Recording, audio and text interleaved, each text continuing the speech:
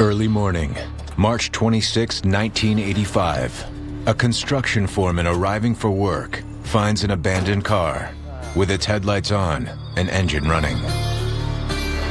It's the kind of thing where this doesn't seem right. Was it some kids just goofing around? Maybe out joyriding and stole a car and then decided to put it in this construction area?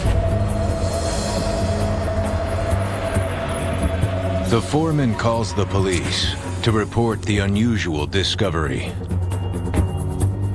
The police officer that gets there sees the burning, smells the gasoline, and sees a purse on the floorboard on the passenger side. The officer also sees a pair of women's shoes. He turns off the ignition. Circling the car, he opens the trunk. And what he finds is shocking. It's the dead body of a female, approximately 30 years old.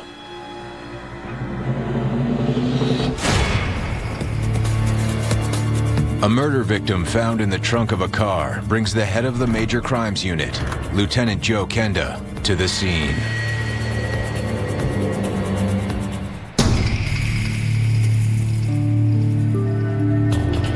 At this moment, I'm looking at this car, I see her in it.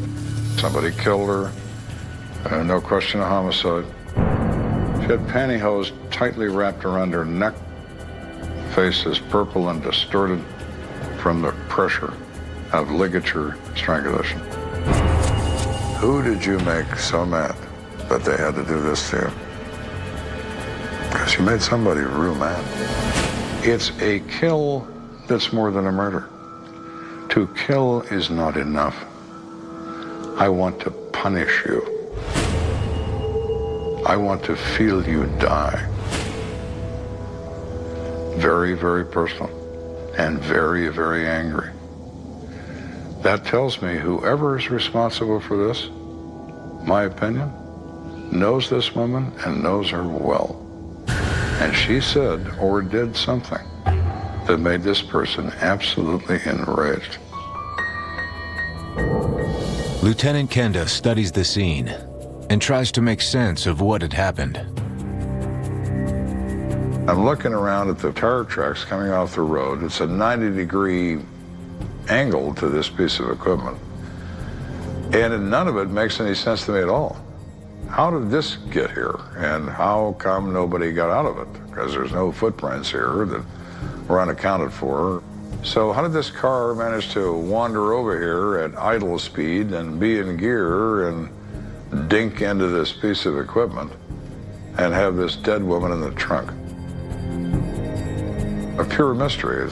It's like none of it made sense.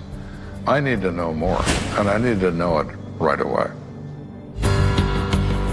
Arson investigators examine the burn damage.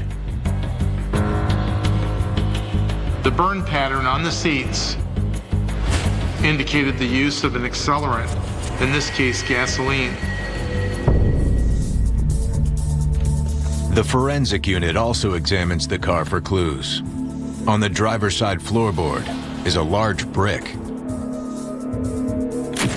Somebody put it there for a reason. We don't know what that reason is, but we know when you buy a Thunderbird, you don't get a brick as a extra part. It looked as if someone was trying to use the brick to press down on the accelerator to make the car drive into the machinery. Somebody's trying to destroy this car and her with it. Maybe to prevent it from being discovered as a murder.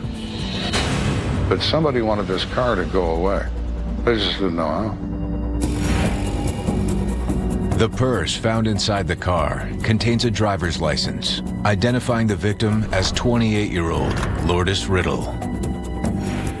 A check on the vehicle shows that it's registered to her husband, Mark Riddle. Mark is a member of the Air Force currently working at NORAD, a top-secret military complex located underneath Cheyenne Mountain in Colorado Springs.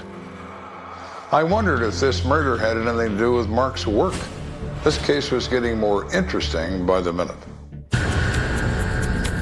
While Kenda continues processing the crime scene, 2 U.S. Air Force investigators show up and announce they are taking charge. When I'm at a crime scene, I'm in charge of it.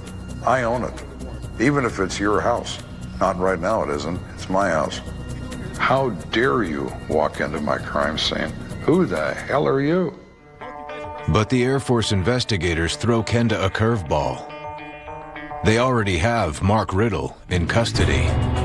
I was absolutely shocked when they said they had the husband at their office on Peterson. Why do you have the husband at your office?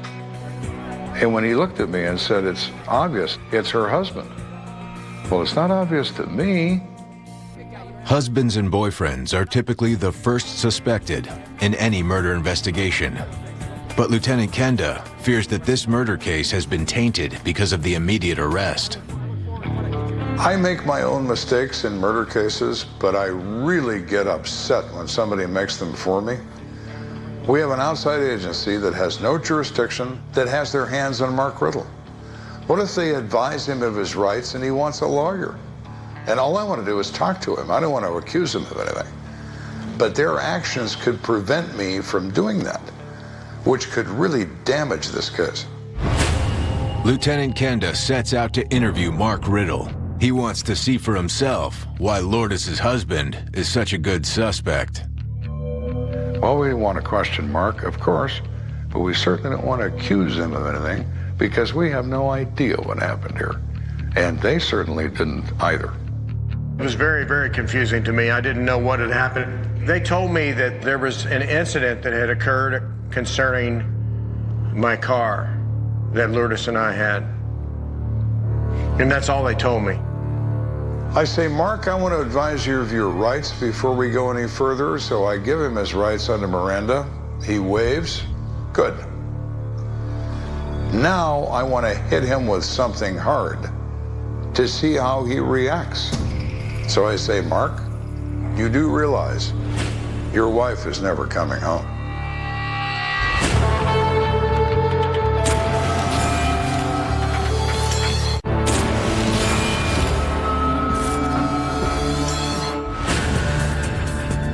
After police find Lourdes Riddle strangled to death in the trunk of her car, Lt.Joe Kenda interrogates her husband, Air Force Tech Sergeant Mark Riddle.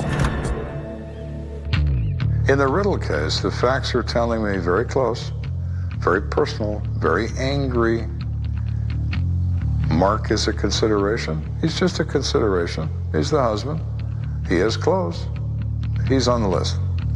Who else could be on this list? I don't yet know. The only thing I know for sure is somebody who knew her and knew her well did this. At that point, they told me that that my wife was found in our car on Fountain Boulevard, Colorado Springs, and that she was deceased. I didn't know what to do. I didn't know how to react. I think I was just in shock that this had happened to her.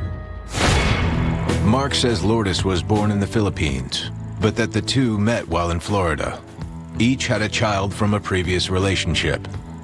She was very outgoing, very energetic, and a very likable person. She was very talented with singing, and she was a good performer, actually. She liked to play bingo, she liked to eat, and she liked to cook. She just seemed like a happy person who enjoyed life. The people that I've talked to who knew her well, knew her when she was alive, they loved her. Even now, talking to them about it, they have strong feelings about her loss, that it was a loss, that she was a lively person that was you would like to have in a room. They're married for 9 years when we find Lourdes Riddle in the 5400 block of Fountain Boulevard. So they're a family. But the question becomes, what kind of family? Police ask Mark about the state of his marriage and learn that there's trouble in paradise. Mark admitted that he knew his wife was seeing other men and possibly slept with other men. It's something that he's always sort of known, but it's become more obvious to him lately. They've had discussions about it, he and Lourdes. Mark says he speaks to Lourdes about it, says he wants this behavior to stop. Lourdes promises him she will stop, that she will stop seeing and meeting other men. Mark knows that she's not stopping. They are not happily married. No question about that. The question is Mark unhappy enough to end his wife's life as opposed to just their marriage? Police know adultery is always a good motive. They grill Mark regarding his activities the night of his wife's murder. Mark said the last time he saw his wife was on the previous morning when she dropped him off at work at NORAD. He said he caught a ride home with a coworker, but when he arrived home, she wasn't there. Mark says that he spent the entire night at home and never left the house. Mark Riddle did not have an alibi, per se, for the hours thought to be the time between last seen alive and dead. Many people don't. But nothing about him triggered any of my instincts. I believe that they suspected that I might be involved with it because they kept on asking me questions about it. I was very frustrated because I wanted to get home to the children and tell them about the situation. And I said, you know, if you guys are really interested in me, well, give me a daggone lie detector test. Let's get over with this. And so they did. During the polygraph, Lieutenant Kenda pays close attention to Mark's body language. Mark's body language is very strong and very truthful in its appearance. He makes good eye contact. He doesn't fidget. His eyes are not in motion around the room. He's not looking down to the right or up to the left or any of the things you do when you're trying to remember or you're trying to lie. He is very straightforward. Body language, there's no indicators to me that he's not being truthful with her. Mark is released from custody, but agrees to let investigators search his home. They were looking for what I understood was hosiery. They thought that that was what she was killed with. We found 2 packages of pantyhose in the bedroom where Mark and Lourdes sleep. One of the packages had a pair of pantyhose missing. But the packages do not appear to have been opened in a hurry. Those packages are neatly placed there, not ripped apart, not destroyed. There's no evidence of a struggle. There's 2 kids in the house. Mark is just fine. This isn't it.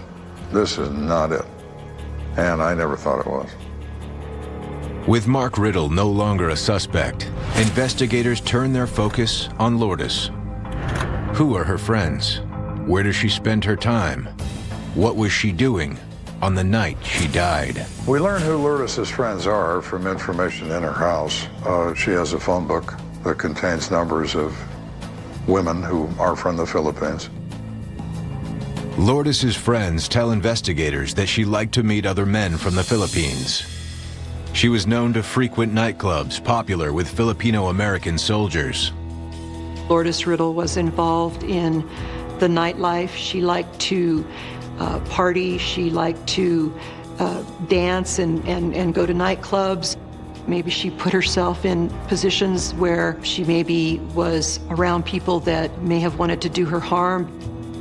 Lourdes went to a number of different clubs, not just the ones on post, but the ones in town as well. Any place that was frequented by people her age who were from the Philippines, which is a lot of places. The trouble you have when you try to talk to people about bar customers, when they're a common customer, they all know her, but she's in there so much, they can't tell you what night she was in there. So it's very, very difficult to put her in a particular place, even though we know where she goes. Interviews with Lourdes' neighbors further deepen the mystery surrounding her life. The neighbors are aware that this woman comes and goes all the time. She's often wearing high heels and short skirts, fully made up, and so on. They think that she just is a very busy lady. They don't seem to know much about her, but they know that she comes and goes at odd times. The media picks up on the investigation. They dub the unknown assailant the pantyhose strangler. Whenever there is something that involves sex or maybe affairs, then it does become more juicy for the media and just for the public to find out. The public becomes more interested because there are these torrid sort of details that start coming out. There's more to this murder than just sex. Lourdes has been living a secret life and met someone who wanted her dead. I intend to find out what that secret is.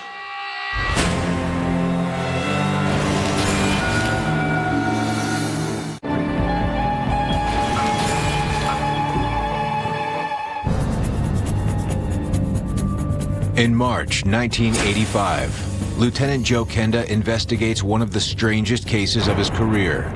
Someone murdered 31-year-old Lourdes Riddle and then tried to make it look like she died in a car accident.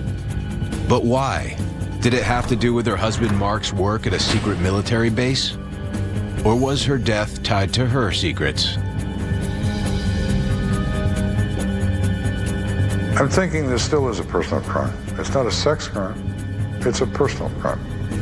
This is somebody really thought this over and decided she needed to die. I still don't have a clue on what that is. The media has labeled the killer the pantyhose strangler.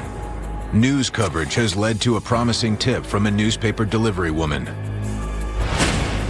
She said that she was driving her newspaper vehicle out in that area on that morning, the morning that Lourdes Riddle was found, and she sees a black male, African-American male, across Fountain Boulevard. She was so startled by him appearing, she almost hit him with a car. Had to stop her car to keep from hitting him. He looked at her and then continued to run off. She thought he was very large, 6'6" to 6'8". Other than that, she couldn't tell us anything. The witness saw this man less than a block from where Lourdes's body was discovered. We did immediately go to Lourdes's friends and say, hey, is there any possibility that Lourdes would have dated an African American? Absolutely not. She would not do that. If she dates anyone, he has to be from the Philippine Islands, or she would not talk to him. So it eliminates an African American from her dating. If the person seen leaving the crime scene doesn't date Lourdes, then just what is their connection? If there's a connection at all. Who's this guy? This witness says he's connected to the car, but her friends say he's not connected to her. So we need more information. Investigators contact Lourdes's mother for any information about her boyfriends. And they get a surprise. She tells detectives that her daughter had recently received threats against her life. When they pressed Lourdes Riddle's mother for details, do you have any names of who might have threatened your daughter? The mother didn't know or couldn't remember names, just knew that her daughter was frightened and felt that she'd been threatened by more than one person. My thought the minute I got that information was, what is Lourdes Riddle doing that would have caused more than one person to want to threaten her? There's something about this we don't know. There's some activity this victim is involved in, and we don't know what it is. Investigators also learned that Lourdes recently took trips to San Francisco and Las Vegas, alone. When we examined Lourdes's phone records, we found phone numbers of friends and associates in San Francisco. There were no numbers of any associates in Las Vegas, but there were a number of other phone numbers of people from all over the United States that she knew, most of whom were Filipino. All of it adds up to mysterious activities on the part of the victim, Lourdes Riddle. What exactly is it that you've been up to? What are you doing? You're not just a mom with 2 kids living on an Air Force base. You're flying around the country. You're calling your mother in Tennessee, telling her that there are men that have threatened you. Your husband says you date other men, but you're trying to give this up or willing or to stop doing this. What exactly is going on here with you? Because we need to know that. Police believe Lourdes was keeping secrets, but perhaps not from everybody. Detectives turn their attention to the nightclubs that she frequented. Bar people have a habit. Their habit is that they're pretty good at deciding who's with who and what people are up to and what's going on. So there's always a source of rumors in bars, and there's always an element of truth to those rumors. So my investigators find at the Enlisted Men's Club at Fort Carson particularly, rumors that Lourdes has some kind of thing going with these people. They don't think it's legal. They think she might be extorting money from some of these individuals. Not sure how, not sure what. Vague rumors. No pin down to these rumors. They're saying that they think somehow she hustles these guys for money. Rumor has it that Lourdes draws these soldiers in like a Venus flytrap. She would go around and sort of seek out Filipino soldiers because she herself was Filipino, and so that she felt a connection there and probably was able to make that connection with them. And she would have relationships with them and then try to extort money from them because she would say that she was pregnant and she was going to go to their commanding officers and so forth. In the Filipino culture, it's a great honor to be a member of the United States military. If you get removed from the military, get kicked out, quit, whatever, then your family is going to disown you. You have brought great shame on them. So in a cultural sense, you're screwed.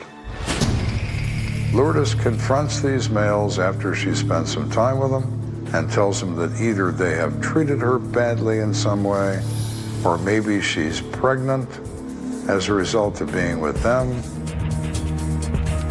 And if they don't pay her a few $100s, then she will be forced to go see their commander and complain, and they will kick him out of the Army. So someone would be afraid, maybe, and pay a small amount of money. If she's getting small amounts of money every so often, it wouldn't raise any alarms with Mark, wouldn't raise any alarms with anyone. So she could probably do that and know to be the wiser. Accusations of blackmail add an entirely new dimension to this case, and may be the key to solving it. While investigating these rumors, detectives turn up a new name. Nolasco de Padua. He, of course, is from the Philippines. He's not a black male, so he can't be the guy going over from the car. He's 5'8", not 6'8". So, okay, he's not the guy at the car. So at that point in this investigation, he's no different than anybody else that she may be spending a lot of time with. We start checking around about people that know Nolasco, and they tell us that Nolly has this friend. His friend is black, his friend is huge, and everybody kind of stays away from him because they're afraid of him. And who would that be? Well, that's this guy named Brian Hawkins, Private First Class, United States Army. He's very tight with Nolly. Well, no. Now we have something that was interesting, now has become promising. The ongoing investigation continues to draw interest from the media. When her husband is arrested, or at least brought in as a suspect and to be questioned, I think a lot of people then start thinking, well, this seems like it might be an open and shut case, that it isn't until later on that the police then say the husband's not a suspect anymore, and we're looking at it in a lot of different ways based on her background and so forth. And the information then begins to start coming out and starts developing into being more of maybe a homicide that has more to it than meets the eye. One thing's for sure, the victim was playing a dangerous game, and Kenda believes it backfired. Let the facts give me a theory. Let what I know lead me to what I think might have happened, as opposed to the other way around. And those facts are working nicely right now. Things are starting to add up to me a little bit. We're starting to bubble here. We have the right soup, maybe. somewhere in that circle of friends, or somewhere in that circle of mystery, somebody killed her.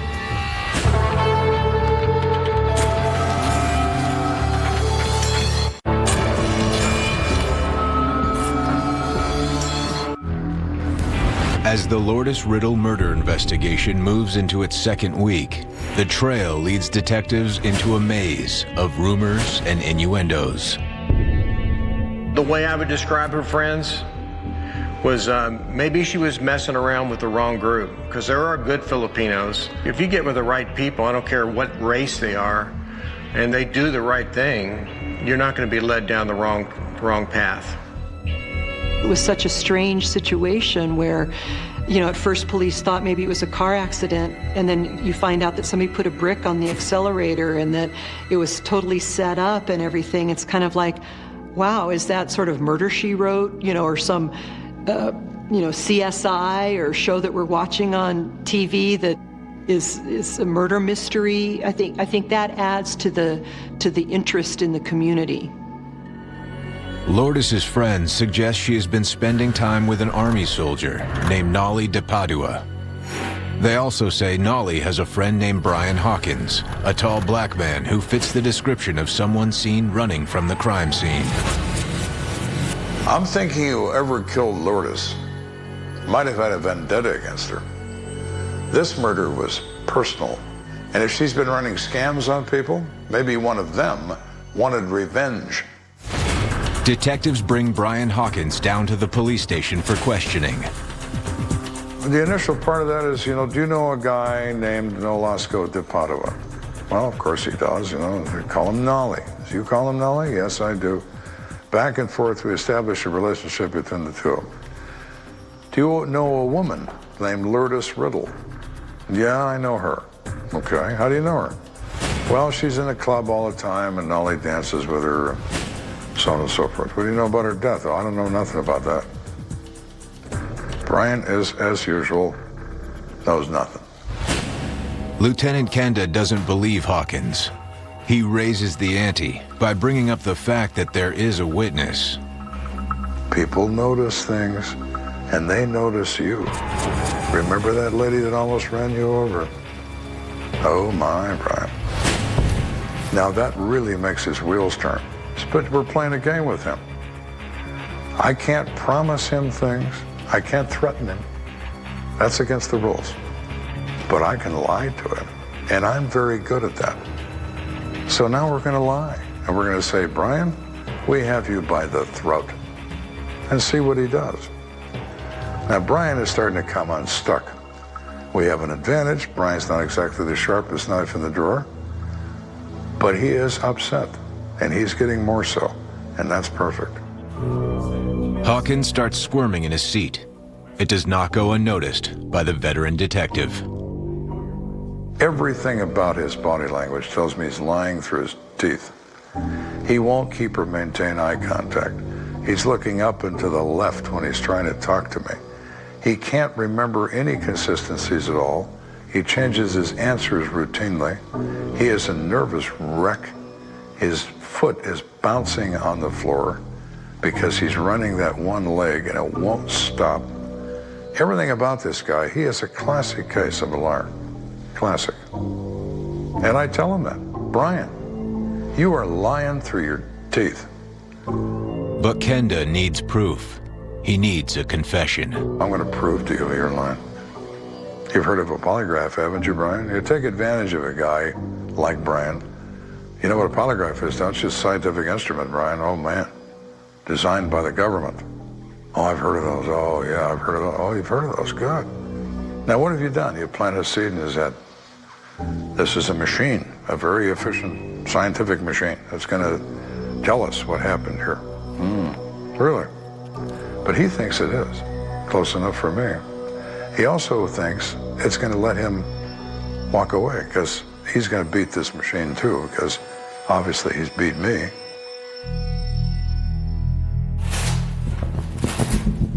Hawkins takes the polygraph test, and the needle says it all. He bombs it. There's a big surprise. Then you have another one of his legs kicked out from under him. Another one of his strands of hope here, another one of his lifelines just went away. So you've got him in maximum pressure. And then you tell him, you know, Brian, there's a couple ways we could go with this, because I don't think you killed her, but I think I can probably prove you did. Now, do you want to do that? Or do you think you want to tell me what really happened here? Because one or the other, you're not walking out of here. Brian starts to bawl and tells us what happened. He says that Nolly tells him that Lourdes wanted money from him. Lourdes claims she's pregnant, and if he doesn't give her any money, she's going to contact his commander, and they're going to throw him out of the army, and he will be disowned by his family. Brian said that Nolly told him that she wanted $1,000. But Brian says that Nolly refused to pay Lourdes. Nolly told Brian that he strangled her with her pantyhose and put her in the trunk of her car. But he's got a plan, and Brian's a big part of that plan. Brian is supposed to drive this car out to Fountain Boulevard, where all the construction equipment is. He's supposed to throw gasoline all over the seats, take her out of the trunk, put her behind the wheel, soak her down in gas, take this brick, put it on the gas. It'll drive into that equipment at 70 or 80 miles an hour, and it'll explode and burn. And the police will think it's an accident. And while you're doing that, I'm going to be on guard duty. I'm going to have an absolute airtight alibi. I'm going to be on guard duty for Carson. The way Brian tells it, Nolly thinks he's covered all his bases. And I'm thinking, you got to be the dumbest guy on the planet, maybe on 3 or 4 planets. So I take him back through this. So you were told to do these things. Yeah. Why did you do those? Well, I forgot some things. Yeah, no kidding. Taking her out of the trunk, that was a big one, huh, Brian? Forgot the brick. Forgot all that. And I'm thinking, what a goof, you know? If you're going to enlist the aid of somebody in a murder, let's pick somebody with an IQ greater than 12 or so. These are not criminal masterminds, or a couple of blockheads. That's who get involved in these things. Blockheads who honestly believe this car is going to explode because they saw it in the movies. And movies are reality to them. But it makes sense to me. So I'm listening to him because now I think he's telling me the truth. Investigators place Brian Hawkins under arrest for conspiracy to commit murder. But any good feeling Kenda has is about to be turned upside down. I've got one guy on the hook, but this is a 2-person job. And the other guy is going to be a lot harder to put away.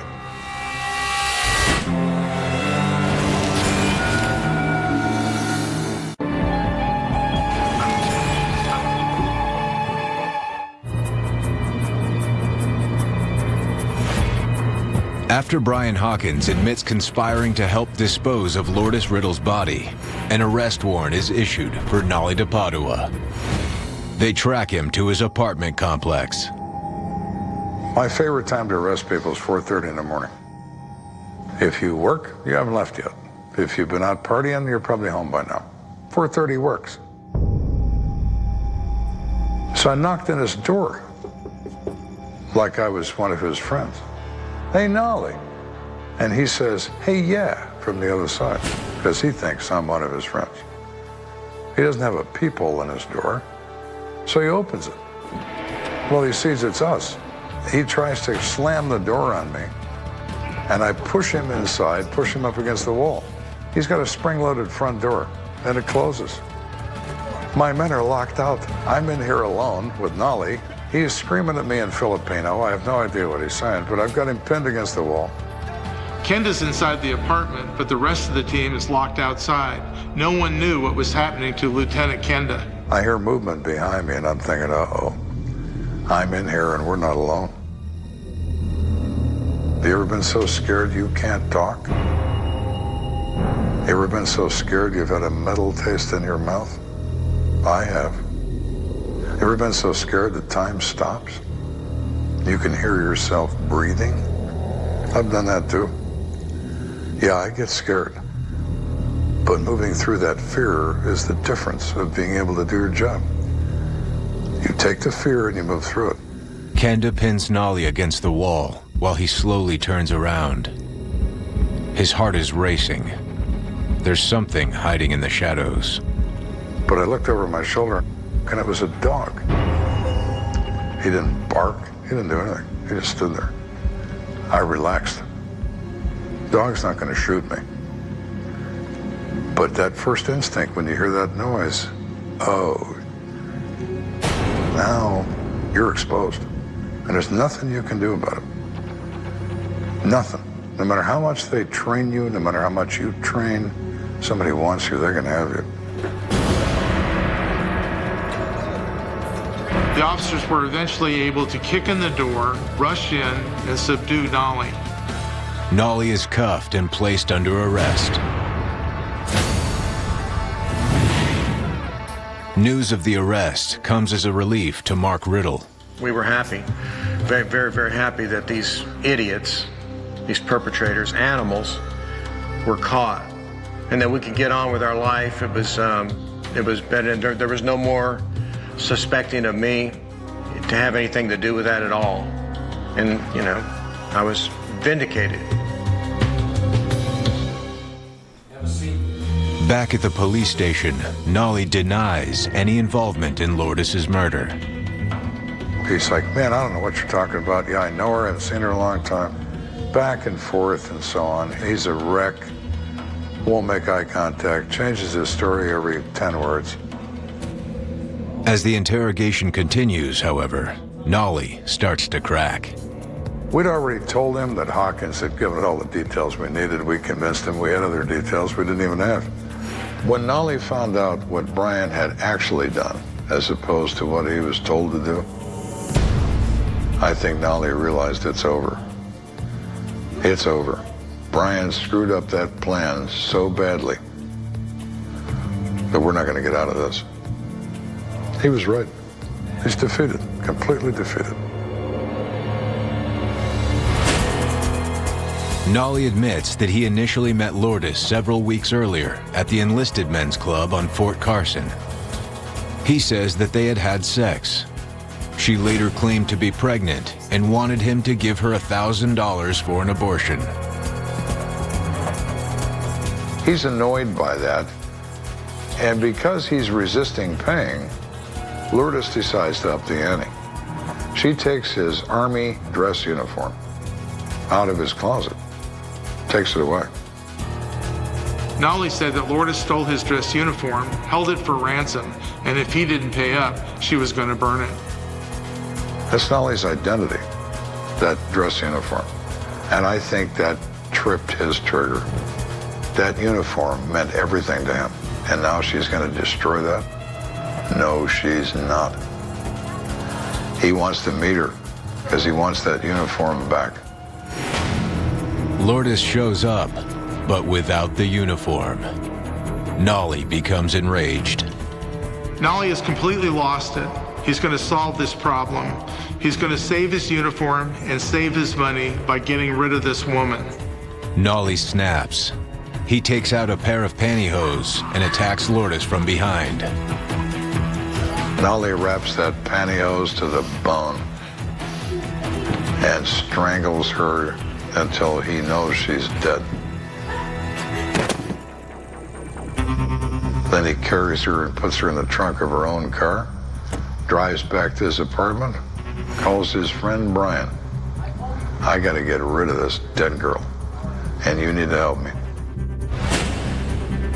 Nolly was upset. He wasn't remorseful. He was upset about getting caught, not remorseful about killing Lourdes Riddle. Lourdes Riddle obviously is a participant in her own death. There's no question about that. Lourdes's behavior caused this event to take place. That's true. However, No one deserves to die. No one. In exchange for his testimony, Brian Hawkins' accessory charge is dismissed. On December 12, 1985, 9 months after killing Lourdes Riddle, Nolly DePadua pleads guilty to second-degree murder. He is sentenced to 14 years, but serves only 7. He is a scumbag. He took Jackie and Mark's mother away from them. He didn't really care about how it would affect anybody. I mean, if I was king for a day, I would say that he should have been convicted of first-degree murder and spent the rest of his life in jail instead of just going to jail for 14 years and then getting out after 7. When you strangle somebody, it doesn't happen quickly. It's like drowning, except slower. If somebody were to do that to somebody that you loved, and then they served amount of time that, let's say 7, let's say 10 years, and you were aware that these people are no longer in jail, I mean, that's clearly not justice. She just had some problems, you know. I think there's nobody here in this world that's perfect, you know, and it's just sad that this whole thing had happened. You don't ever lose sight of the fact that a woman has been murdered, and that she has a family, and that she's a daughter and a mother and a wife. She definitely was doing things that I know were potentially putting her at risk, and obviously they were.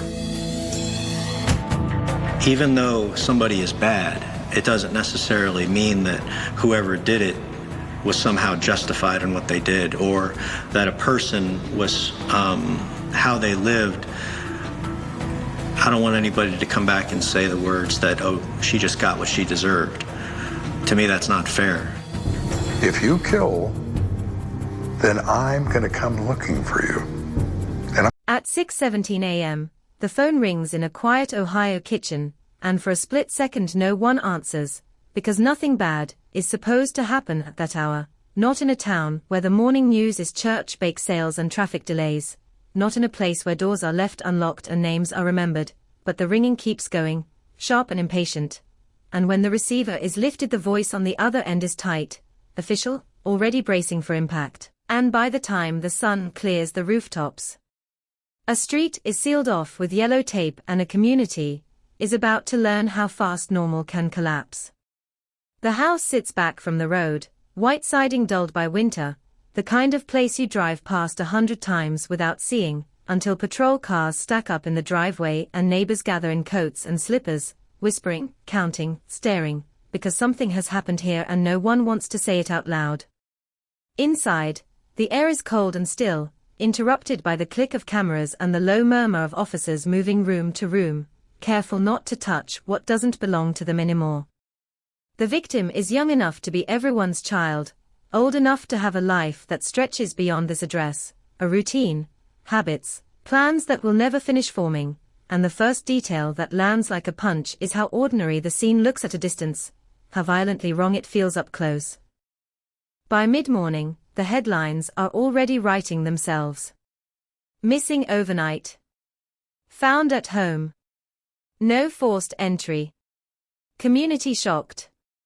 The sheriff stands in front of microphones, jaw set, saying all the right words without saying anything at all, asking for patience, for tips, for calm, while the questions pile up faster than answers ever will. Friends gather in clumps, phones buzzing, memories colliding, each one certain they notice something strange, each one doubting themselves now that it matters.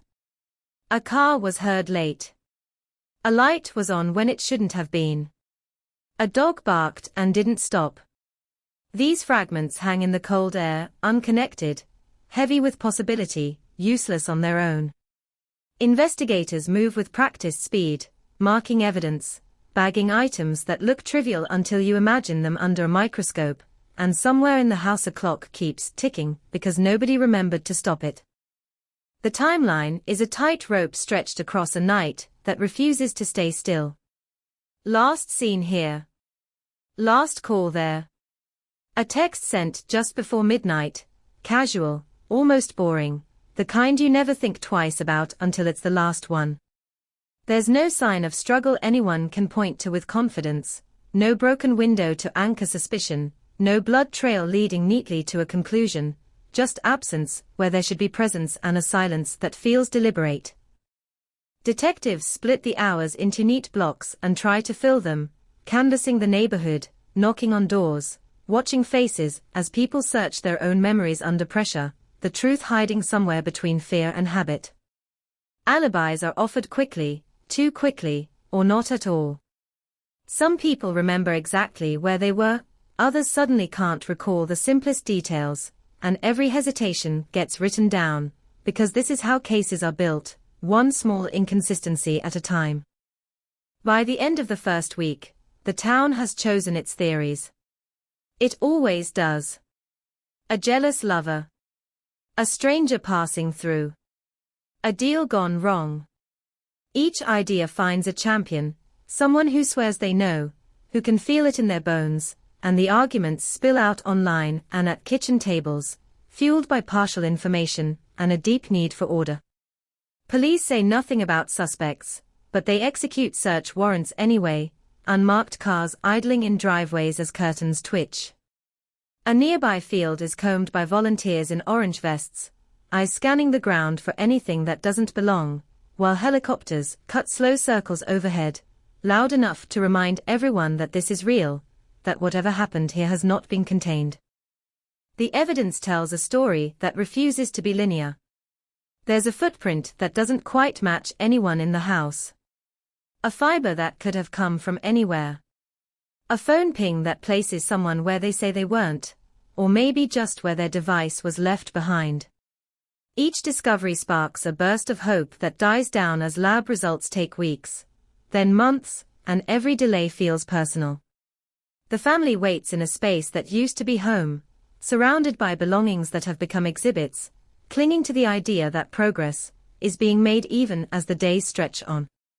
Detectives rotate in and out, fresh eyes scanning old photos, old notes, convinced they'll see what was missed, and for a while it feels possible that this will end the way people want it to, with an arrest, a confession, a clean line drawn between before and after.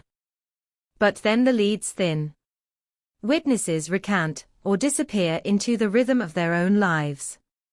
Tips pour in and dry up, each one logged, followed, dismissed.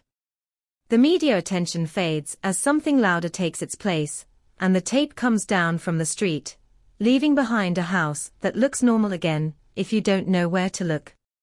Inside the department, the case file grows heavier, thicker, a physical reminder of effort without resolution, and the word cold starts to surface in conversations, said quietly at first, like a superstition you don't want to acknowledge. Detectives push back against it, scheduling re-interviews, rerunning timelines, holding on to the belief that persistence is enough to bend reality into clarity.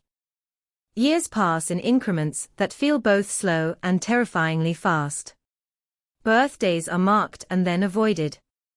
Anniversaries of the night arrive with predictable pain, candles and vigils and speeches that try to keep the memory sharp in a world determined to dull it.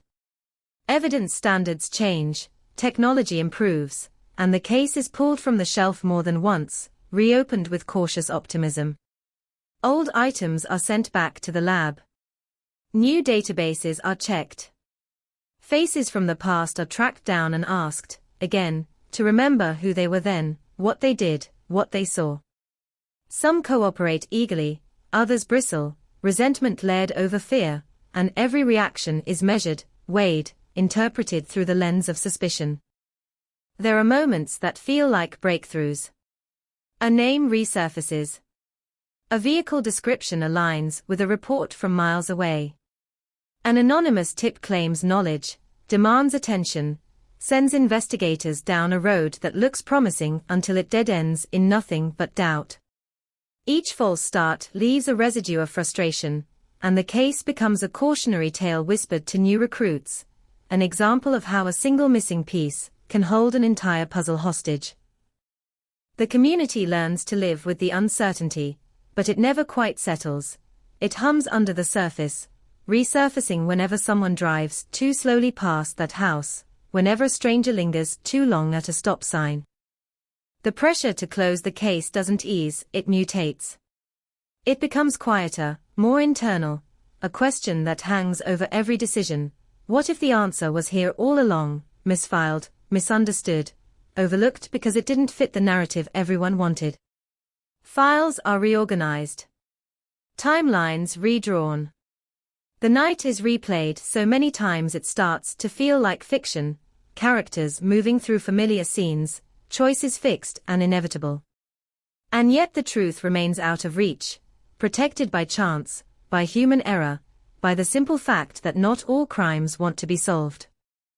When a new detective takes over, they read the file in a single, obsessive stretch, fueled by coffee and conviction, certain that distance from the original investigation is an advantage. They notice patterns that weren't obvious before, gaps where assumptions were made, questions that were never asked, because time was short and pressure was high. They call people who haven't thought about that night in years and ask them to think again, to sit with discomfort, to dig past rehearsed answers. Some conversations end abruptly. Others linger, voices dropping, hints offered without commitment. It feels close enough to touch, and that feeling is dangerous, because it raises expectations that history has taught everyone to temper. The case is labeled closed on paper more than once, an administrative necessity that never matches the emotional reality. Closed pending new evidence. Closed without resolution. Closed, but not forgotten. The words look final, but they don't feel that way to anyone who lived through the beginning, who remembers the sound of sirens in the early light, and the way the town seemed to hold its breath. At community meetings, the question still comes up, framed politely, carefully, and the answer is always the same.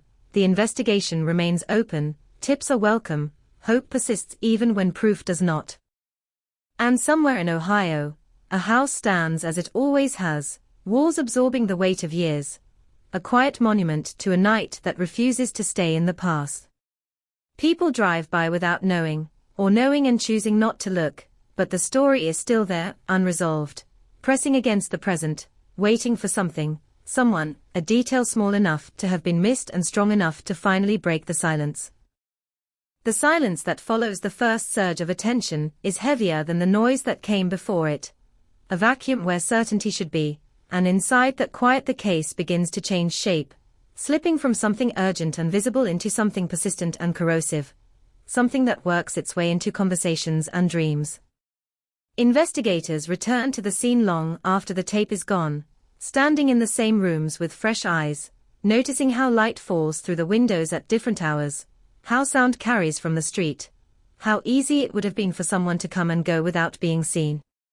They measure again, photograph again, reenact movements with their own bodies, trying to feel what the night felt like, trying to understand not just what happened, but how it could have happened without leaving clearer scars.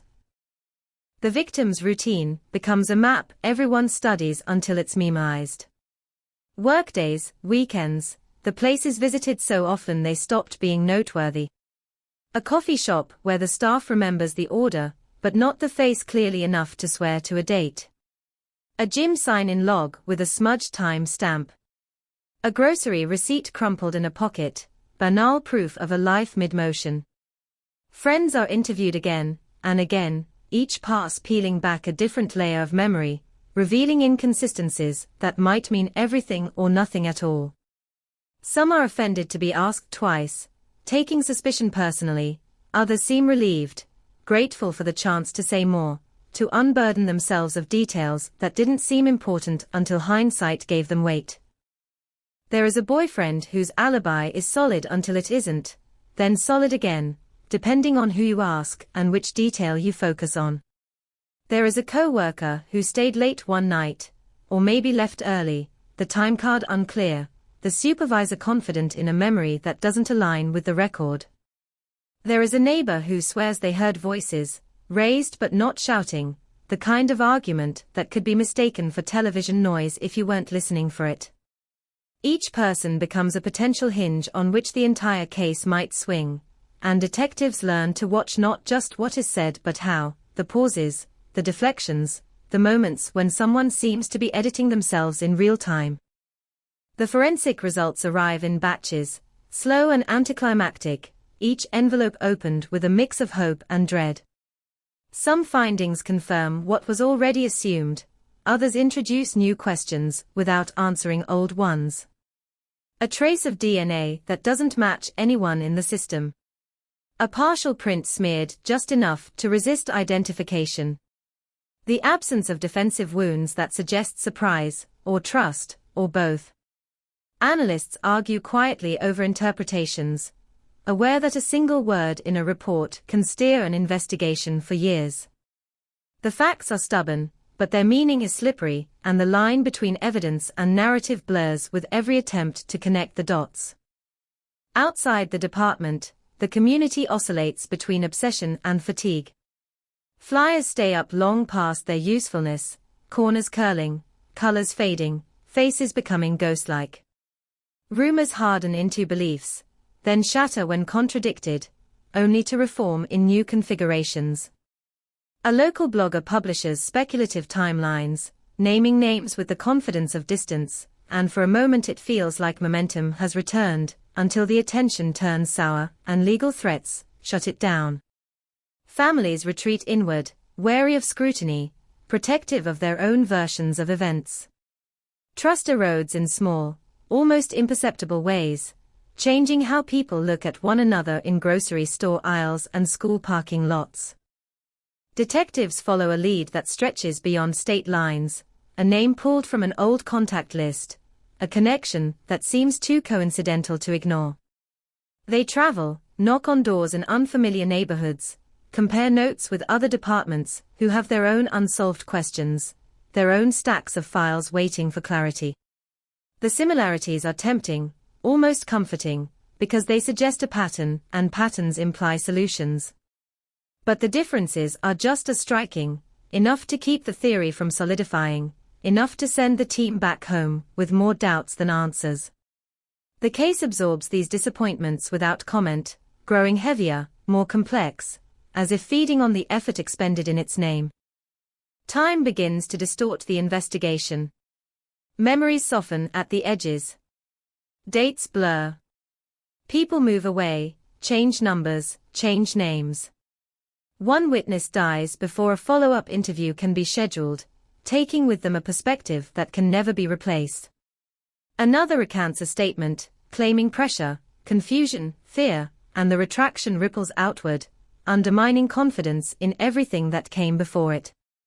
Detectives argue over strategy, over whether to focus on what little physical evidence exists, or lean harder into behavioral analysis, motive, opportunity.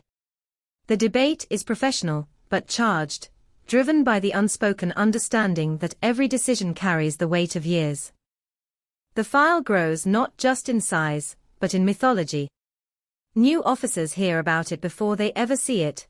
A cautionary example, a challenge, a quiet dare.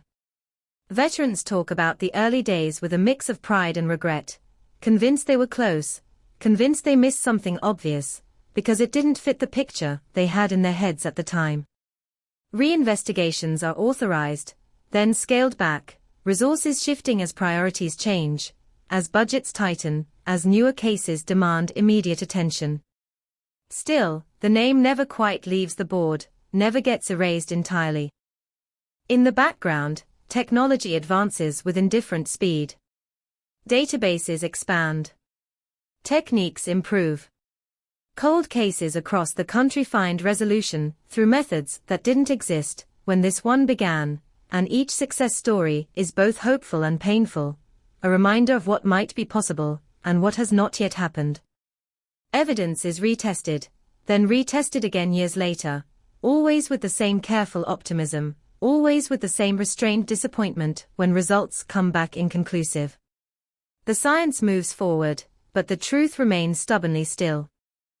There is a moment, nearly a decade in, when an informant comes forward with a story too detailed to dismiss outright. Names are named. Places are described with unsettling specificity. The account paints a picture that is ugly and plausible, filled with petty motives and bad decisions spiraling into something irreversible. Investigators lean in, probe for corroboration, check timelines, cross-reference locations. For weeks, it feels like the air has shifted, like the case is breathing again. Then contradictions surface. Dates don't align. Details change under pressure. The informant asks for something in return, then more, then disappears altogether, leaving behind a trail of paperwork and a familiar sense of having been led astray. The emotional toll accumulates quietly. Detectives carry the case home with them, thinking about it in the margins of their lives, during commutes, in the early hours before sleep. The victim's family learns to navigate a world where hope is both necessary and dangerous, where every call from an unknown number triggers a spike of adrenaline that rarely resolves into relief. They become experts in restraint, in listening without reacting, in thanking people for information that leads nowhere. Their grief evolves, not shrinking but changing texture, layered with anger, with exhaustion, with a deep, abiding need for something definitive, even if it hurts. As the years stretch on, the language around the case hardens. Unsolved becomes unsolvable in casual conversation, a shift that feels like betrayal to those still invested. Detectives push back against that word, insisting that no case is truly dead, that time can be an ally as much as an enemy. They point to confessions that come decades later, to breakthroughs sparked by chance encounters and long-buried guilt. And yet, privately, they acknowledge the math of it all, the shrinking pool of witnesses, the erosion of physical evidence, the simple reality that some answers fade beyond retrieval. A review board convenes, poring over the file with clinical detachment, identifying missed opportunities, alternative angles, questions that should have been asked sooner. Their report is thorough and damning in subtle ways, a reminder that investigations are human endeavors, shaped by bias and limitation. Changes are recommended. Leads reprioritized. For a brief window, the machinery grinds back into motion, gears turning, momentum building. Interviews are scheduled. Old names resurface. But the spark doesn't catch the way it needs to, and the effort tapers off, leaving behind another layer of documentation and the same unanswered questions. The town carries on, as towns do, growing, changing, absorbing newcomers who don't know the story unless they're told. The house is sold, renovated, its past sanded down and painted over, but some neighbors still lower their voices when they pass it, still feel a prickle of unease they can't quite justify. The case exists now in fragments, in memories, in files, in the spaces between what is known and what is suspected. It waits, patient and unresolved, for a convergence of chance and courage that may or may not ever come, a reminder that not all mysteries yield to persistence, and that some nights cast shadows long enough to reach across decades without losing their grip. The case doesn't go dormant so much as it sinks into a different layer of consciousness, where it's no longer urgent, but never entirely quiet, a low-frequency hum beneath the department's daily grind. Boxes are moved from active shelves to long-term storage, but they are labeled carefully, deliberately, as if someone expects to reach for them again soon. Every so often, a detective opens one just to remind themselves what's inside, the smell of old paper, and toner mixing with a sense of unfinished business. The photos still look too vivid, the statements still too tentative, the gaps still too wide. Nothing about the file feels settled, even when the system insists otherwise. A new generation of officers grows up hearing the story in fragments, a cautionary murmur passed along during late shifts and slow nights. They know the outlines before they know the details, the year, the shock, the way the case resisted closure.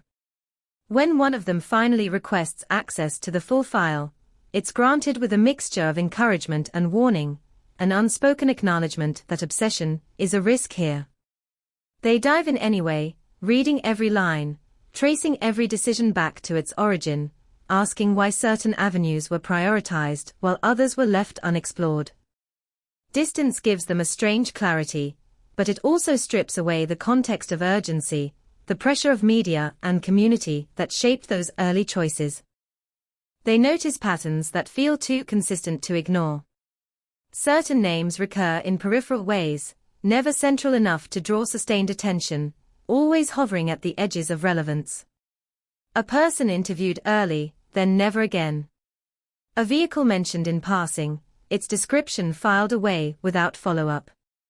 A timeline assumption that hardens into fact simply because it's repeated often enough. None of these are smoking guns, but together they suggest a narrative that might have been assembled too quickly, built on a foundation of convenience rather than certainty.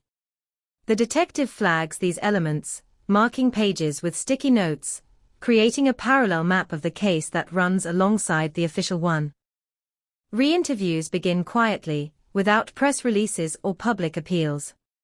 The goal is subtlety, to catch people off guard before rehearsed answers can surface. Some conversations are mundane, their usefulness exhausted years ago. Others crack open unexpectedly, a detail surfacing that was never shared, because no one asked the right question at the right time. A witness admits they minimized their proximity out of fear. Another concedes they lied about a trivial matter to avoid embarrassment, never considering how that lie might ripple outward. Each admission is small, but the accumulation feels significant, like sediment building at the bottom of a river. The detective focuses on a narrow window of time that has always felt unstable, a span of hours where movements overlap and accounts diverge. They reconstruct it minute by minute, not to find a single decisive moment, but to understand the flow of it, the opportunities it presented. Who was awake? Who was driving? Who had reason to be somewhere they couldn't easily explain? Patterns emerge that weren't obvious before, subtle alignments that suggest coordination or coincidence, and the line between the two is thin enough to disappear if you stare too hard. Still, the detective trusts their instincts, honed by years of work, telling them that this is where the case bends. They revisit the physical evidence with fresh skepticism. Items once deemed inconsequential are reconsidered, not for what they are, but for what they imply. A misplaced object that suggests haste. A clean surface where there should have been dust. The absence of something that should have been present. These negative spaces feel louder now, more accusatory. Advances in forensic science offer new possibilities, but also new frustrations. Samples are degraded, contaminated by time and handling, their potential locked behind technical limitations. The detective submits what they can, knowing the odds, hoping for a miracle that rarely arrives. Meanwhile, the world outside has shifted. Social media has transformed how stories circulate, how speculation spreads, how amateur investigators insert themselves into narratives that don't belong to them. The case resurfaces online in fits and starts, each revival bringing a surge of attention that is both helpful and harmful. Tips flood in, many of them recycled rumors, others born from misinterpretations of old facts. The detective sorts through them patiently, aware that somewhere in the noise there could be a signal, a piece of information that never reached the department through official channels. It's tedious work, but the possibility is enough to keep them going. One message stands out for its restraint. It doesn't accuse or dramatize.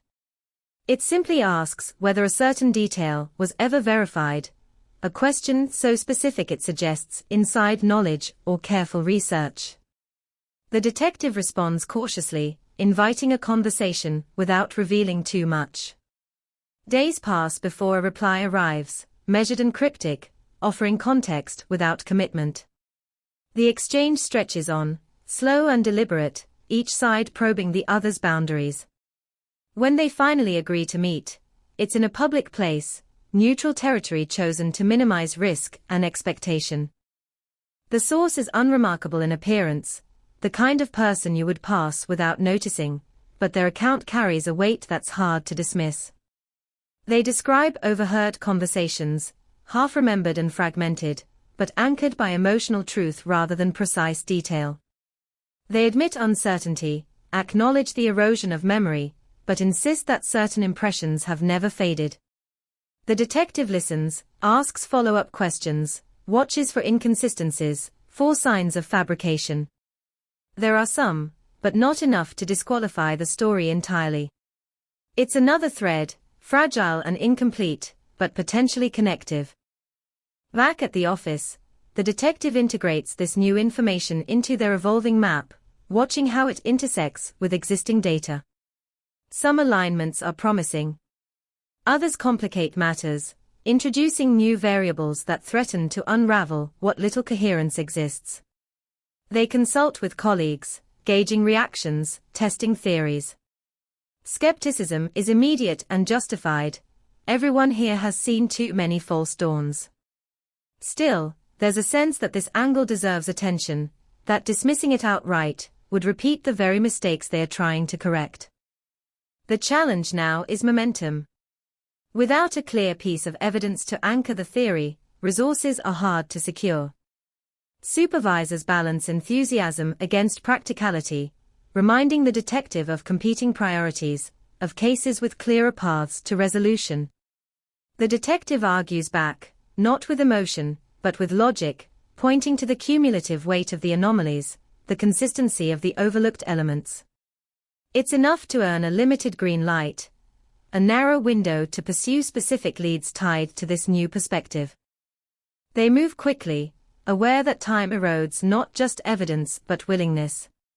They track down individuals connected tangentially to the source's account, people who were never central enough to attract scrutiny before. Some are cooperative, relieved to be asked, eager to clarify misunderstandings. Others are defensive, their hostility disproportionate to the questions posed. One interview in particular ends abruptly, the subject's composure cracking under pressure, their refusal to continue noted carefully.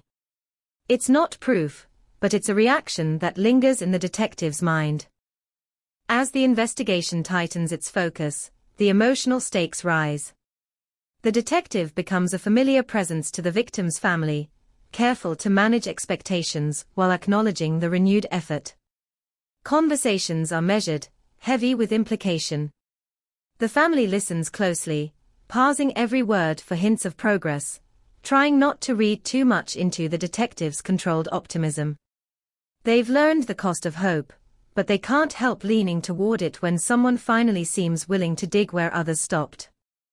The pressure seeps into the detective's personal life, blurring boundaries they try to maintain. Sleep becomes fragmented, thoughts looping back to the case at odd hours. Ordinary moments are interrupted by sudden insights or doubts, the brain refusing to let go.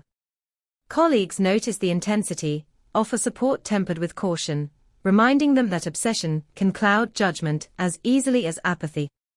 The detective hears the warning, but the pull of the case is stronger, fueled by the conviction that something real is finally within reach. Then, just as the threads begin to converge, resistance appears. A key witness recants their willingness to cooperate, citing fear, legal advice, vague concerns that shut down further dialogue. Records that could corroborate timelines are found to be incomplete, lost to routine purges and bureaucratic indifference. The narrow window begins to close, momentum bleeding away as obstacles accumulate. The detective pushes harder, appealing for extensions, making the case that abandoning this path now would be premature. The response is cautious, non-committal, the language of institutions that prefer certainty to risk. In the end, the effort yields movement, but not resolution. Some questions are answered, others sharpened, but the central mystery remains intact, stubborn and elusive. The detective documents everything meticulously, ensuring that the work doesn't vanish into obscurity, that future investigators will have a clearer starting point than they did. It's a small victory framed as preparation rather than triumph, a way of pushing the case forward without pretending it's closer to an end. As the renewed investigation winds down, the case settles back into its uneasy equilibrium, altered but unresolved. The detective steps away reluctantly, aware that distance might be necessary to preserve perspective, to prevent burnout from eroding effectiveness. The file returns to its place, thicker now, heavier with new insights and unanswered questions. It waits, as it always has, for the next convergence of time, technology, and human courage, for the moment when persistence finally outweighs silence, or when silence proves, once again, to be stronger. Time moves differently now, stretched thin over years that blur together, and the case exists in a kind of suspended animation, neither active nor abandoned, a presence felt more than acknowledged. It lingers in the margins of meetings, in half-finished sentences, in the way certain names still trigger a pause when spoken aloud. The file is no longer opened with urgency, but with ritual, a careful unfolding that carries respect as much as frustration. Every return to it feels like stepping into the same cold room, familiar and uncomfortable, where the air hasn't changed no matter how long you've been away. The people connected to the case have aged in uneven ways. Some look softer, dulled by routine and distance. Others carry the years heavily, lines etched deep by stress and unresolved fear. When detectives reach out again, the reactions are telling. Relief mixes with irritation. Curiosity with dread. A few refuse outright, citing exhaustion, a desire to move on, an insistence that they've already given everything they have. Others agree, cautiously, as if agreeing to reopen a door they thought they'd finally closed. Memory has not improved with time, it has fractured, rearranged itself around newer experiences, leaving behind impressions rather than facts. The interviews are slower now, less confrontational, designed to coax rather than corner. Detectives understand that pushing too hard risks losing cooperation entirely. They let silences stretch, watch hands fidget, note the moments when someone's voice tightens around a particular detail. In these pauses, truth sometimes surfaces indirectly, not as confession, but as discomfort, a subtle resistance that hints at something unresolved. Patterns repeat. Certain topics are avoided consistently. Certain timelines remain oddly rigid, unchanged despite the passage of years. It's as if parts of the story were memorized early and never updated, a tell that seasoned investigators recognize instinctively. Physical evidence, what little remains viable, becomes both a lifeline and a liability. Each new forensic review carries the hope of technological salvation, the belief that science will finally do what human persistence could not. But time has been unkind. Samples are degraded. Chain of custody questions complicate admissibility. Results arrive wrapped in cautious language, probabilities rather than certainties. A partial profile suggests a direction, but stops short of naming anyone. It's enough to raise eyebrows, to spark debate, to justify another round of discussion, but not enough to force action. The case intersects briefly with another investigation, an unrelated arrest that surfaces familiar names and places.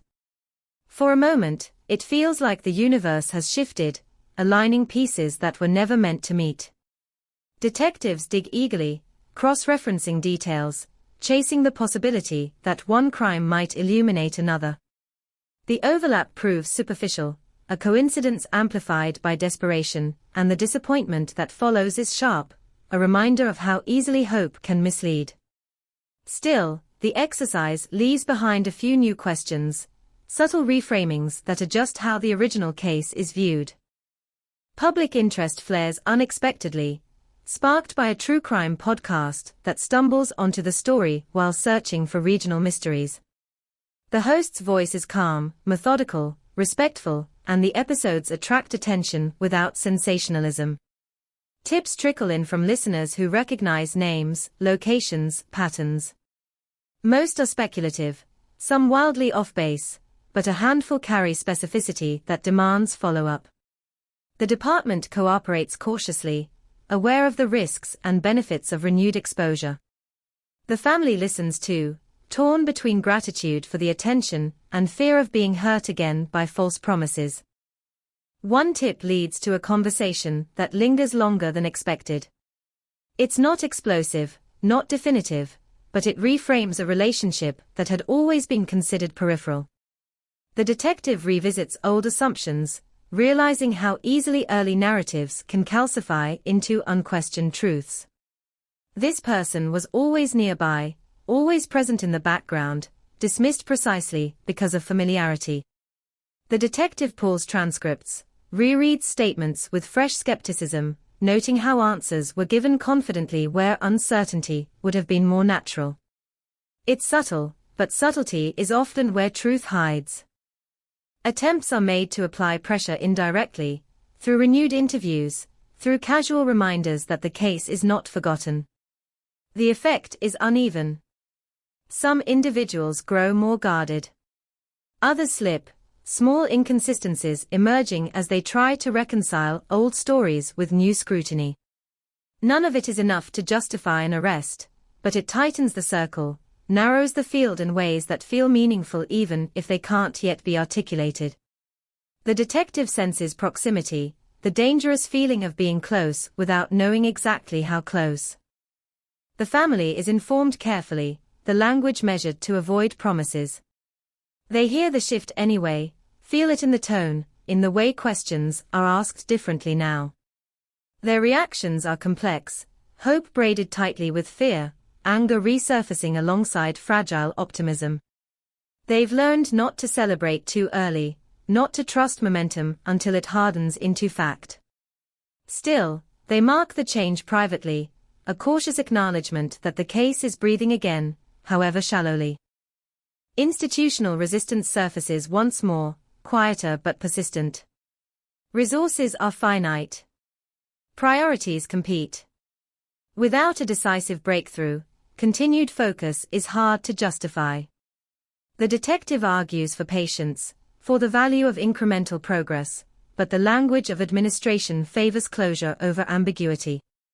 Meetings end with polite nods and non-committal assurances. The detective leaves each one aware that time, once again, is not on their side. As months pass, the renewed scrutiny has an unintended effect. Old tensions within the community resurface, relationships strained by suspicion and resurfaced grievances. People grow wary of speaking openly, afraid of being drawn into something that could disrupt lives carefully rebuilt. The detective notices doors closing, figuratively and literally, cooperation drying up as the cost of involvement becomes clearer. It's a familiar pattern, one that has stalled countless investigations before. The case settles into another lull, altered but unresolved, carrying the weight of all the paths taken and not taken. The detective documents the latest findings meticulously, preserving context, flagging concerns, leaving a trail for whoever comes next. It's an act of faith more than confidence, a belief that continuity matters even when outcomes don't materialize. The file returns to storage once more, heavier again, layered with insight and disappointment in equal measure. And yet, beneath the fatigue and bureaucracy, something has shifted. The narrative is less certain, the assumptions less rigid. The case is no longer frozen in the shape it took years ago. It has softened, become more malleable, open to reinterpretation. That alone feels significant. A quiet victory in a story defined by its resistance to resolution. The night remains unresolved, its shadows long and stubborn, but they are no longer static. They move, slowly, waiting for the moment when pressure, chance, and memory finally align enough to force the truth into the light. The years continue their steady erosion, and with them comes a subtle, but dangerous shift, familiarity. The case becomes known not just as a tragedy, but as a fixture, something spoken about in the same breath as weather patterns and town legends. That familiarity dulls urgency, turns shock into background noise, and investigators are forced to fight not only silence, but complacency. Every time the file is reopened, it feels heavier, not just with paper, but with expectation, with the accumulated weight of every failed attempt to make it speak. A new supervisor takes over the unit, pragmatic, numbers-driven, less sentimental about legacy cases. They review the cold case backlog with an eye toward efficiency, asking hard questions about return on investment, about solvability versus symbolism. Ohio 2005 sits in the middle of the pile, not old enough to be forgotten, not fresh enough to demand priority. The detective who knows it best argues for its relevance, for the unresolved threads that still vibrate with tension, but persuasion now requires more than intuition. It requires something concrete. That pressure forces a narrowing of focus. Broad theories are abandoned in favor of a single, uncomfortable question: who benefited from the silence? Not who had motive in the abstract, but who gained time, freedom, opportunity as the investigation stalled. The lens shifts from what happened that night to what happened afterward, tracing behavioral changes rather than physical evidence. Careers that advanced unexpectedly. Relationships that dissolved or hardened. People who left town abruptly, or who stayed and embedded themselves deeper into the community fabric. These patterns are harder to quantify, easier to dismiss, but they form a mosaic that feels increasingly intentional. One name rises again, not dramatically, but persistently. It appears in margins, in footnotes, in secondary interviews. Never accused, never charged, always adjacent. The detective resists the urge to fixate, knowing how obsession can distort perception, but the repetition is undeniable. This person's timeline has always been tidy, too tidy, anchored by witnesses who are now reluctant or unavailable. Their statements haven't changed in years, a consistency that reads less like clarity and more like rehearsal. It's not evidence, but it's friction, and friction generates heat. Efforts are made to test that heat without igniting backlash. Investigators approach old associates, former co-workers, people who once orbited this individual's life, but drifted away. Conversations are framed as routine, historical, non-threatening. Some yield nothing. Others produce hesitation, a careful choosing of words that suggests buried unease. One person admits they always felt something was off, a vague intuition they dismissed at the time, because it was inconvenient, because trusting it would have required action. Regret surfaces in these moments, quiet and heavy, the kind that lingers long after the interview ends. The detective revisits financial records from the period, dusty and incomplete, tracing transactions that once seemed irrelevant. Patterns emerge slowly, small anomalies that don't scream guilt, but whisper of stress, of pressure building beneath a calm exterior. A loan taken out and repaid quickly. A sudden change in spending. Nothing illegal, nothing definitive, but enough to suggest a life not as stable as it appeared. The picture that forms is subtle, almost invisible unless you're looking for it, and the detective knows that's exactly how some people survive scrutiny for decades. The family is updated again, their reactions now tempered by experience. They listen, ask careful questions, avoid letting their voices rise too high with hope. They've learned that proximity to answers doesn't guarantee arrival. Still, they sense the shift, the way conversations are narrowing rather than expanding, the way names are being spoken with more deliberation. It frightens them as much as it comforts them, because clarity, if it comes, will bring consequences that no one can fully prepare for. Externally, the case draws little attention. No headlines, no renewed outrage. The work happens in quiet offices and unrecorded conversations, shielded from public view. That anonymity is both a blessing and a curse. It allows investigators to move without interference, but it also means there's no pressure from outside forces, no spotlight to force institutional commitment. Progress depends entirely on internal will, on whether those involved believe the truth is still reachable or merely theoretical. A procedural setback threatens to derail the momentum. A key record is deemed unusable due to preservation issues. A potential witness refuses to engage without immunity that cannot be granted. Each obstacle feels heavier now, not because it's new, but because patience has worn thin.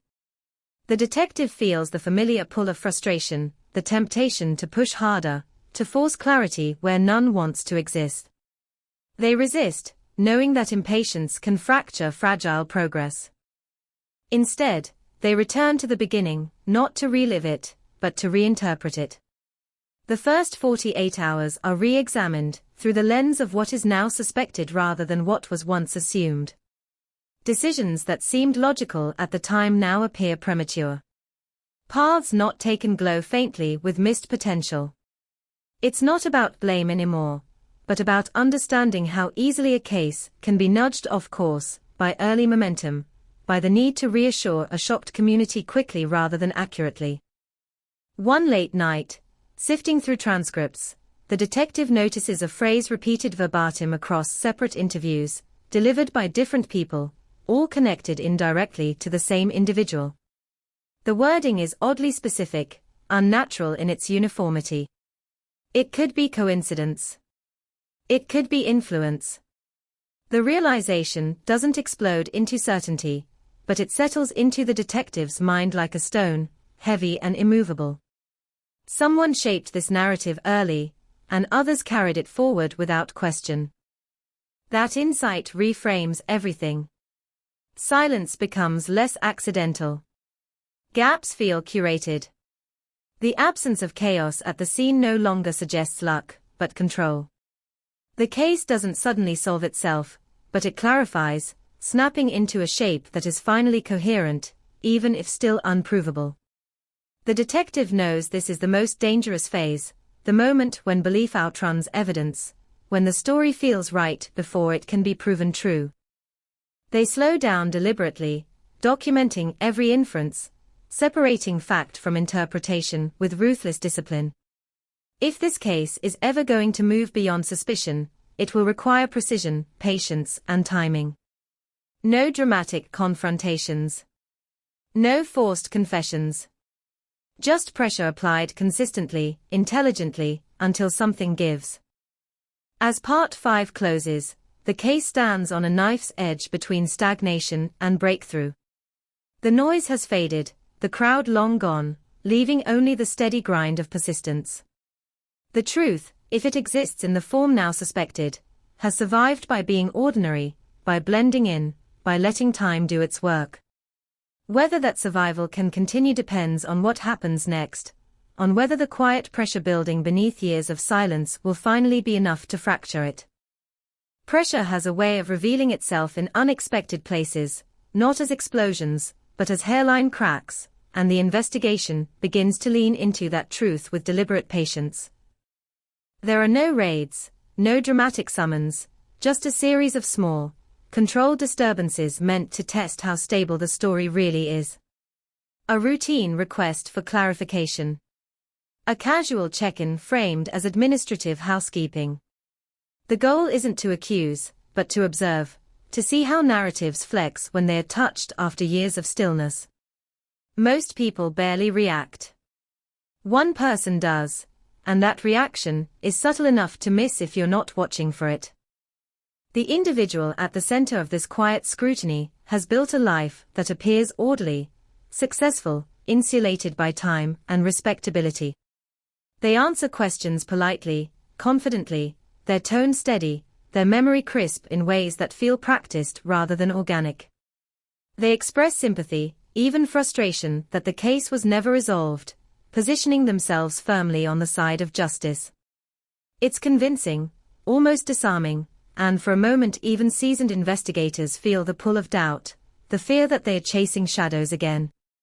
But doubt cuts both ways, and the detective holds onto the inconsistencies that have survived every retelling, the places where certainty feels too rehearsed to be true. Behind the scenes, the investigation widens its net around this person's orbit, not to trap, but to map. Old friendships. Professional connections. Shared histories that overlap with the victim's life in ways that were once dismissed as coincidence.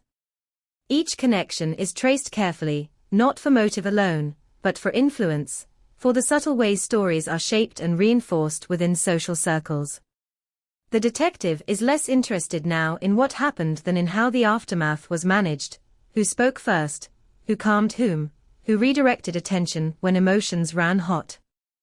One former acquaintance proves unexpectedly talkative, time having loosened loyalties that once felt immovable. They don't offer accusations, just impressions, the kind people carry quietly for years. They talk about tension, about arguments that were minimized at the time, about moments that felt off, but were easy to rationalize away. They admit they were relieved when the investigation drifted elsewhere, a relief that felt wrong even then.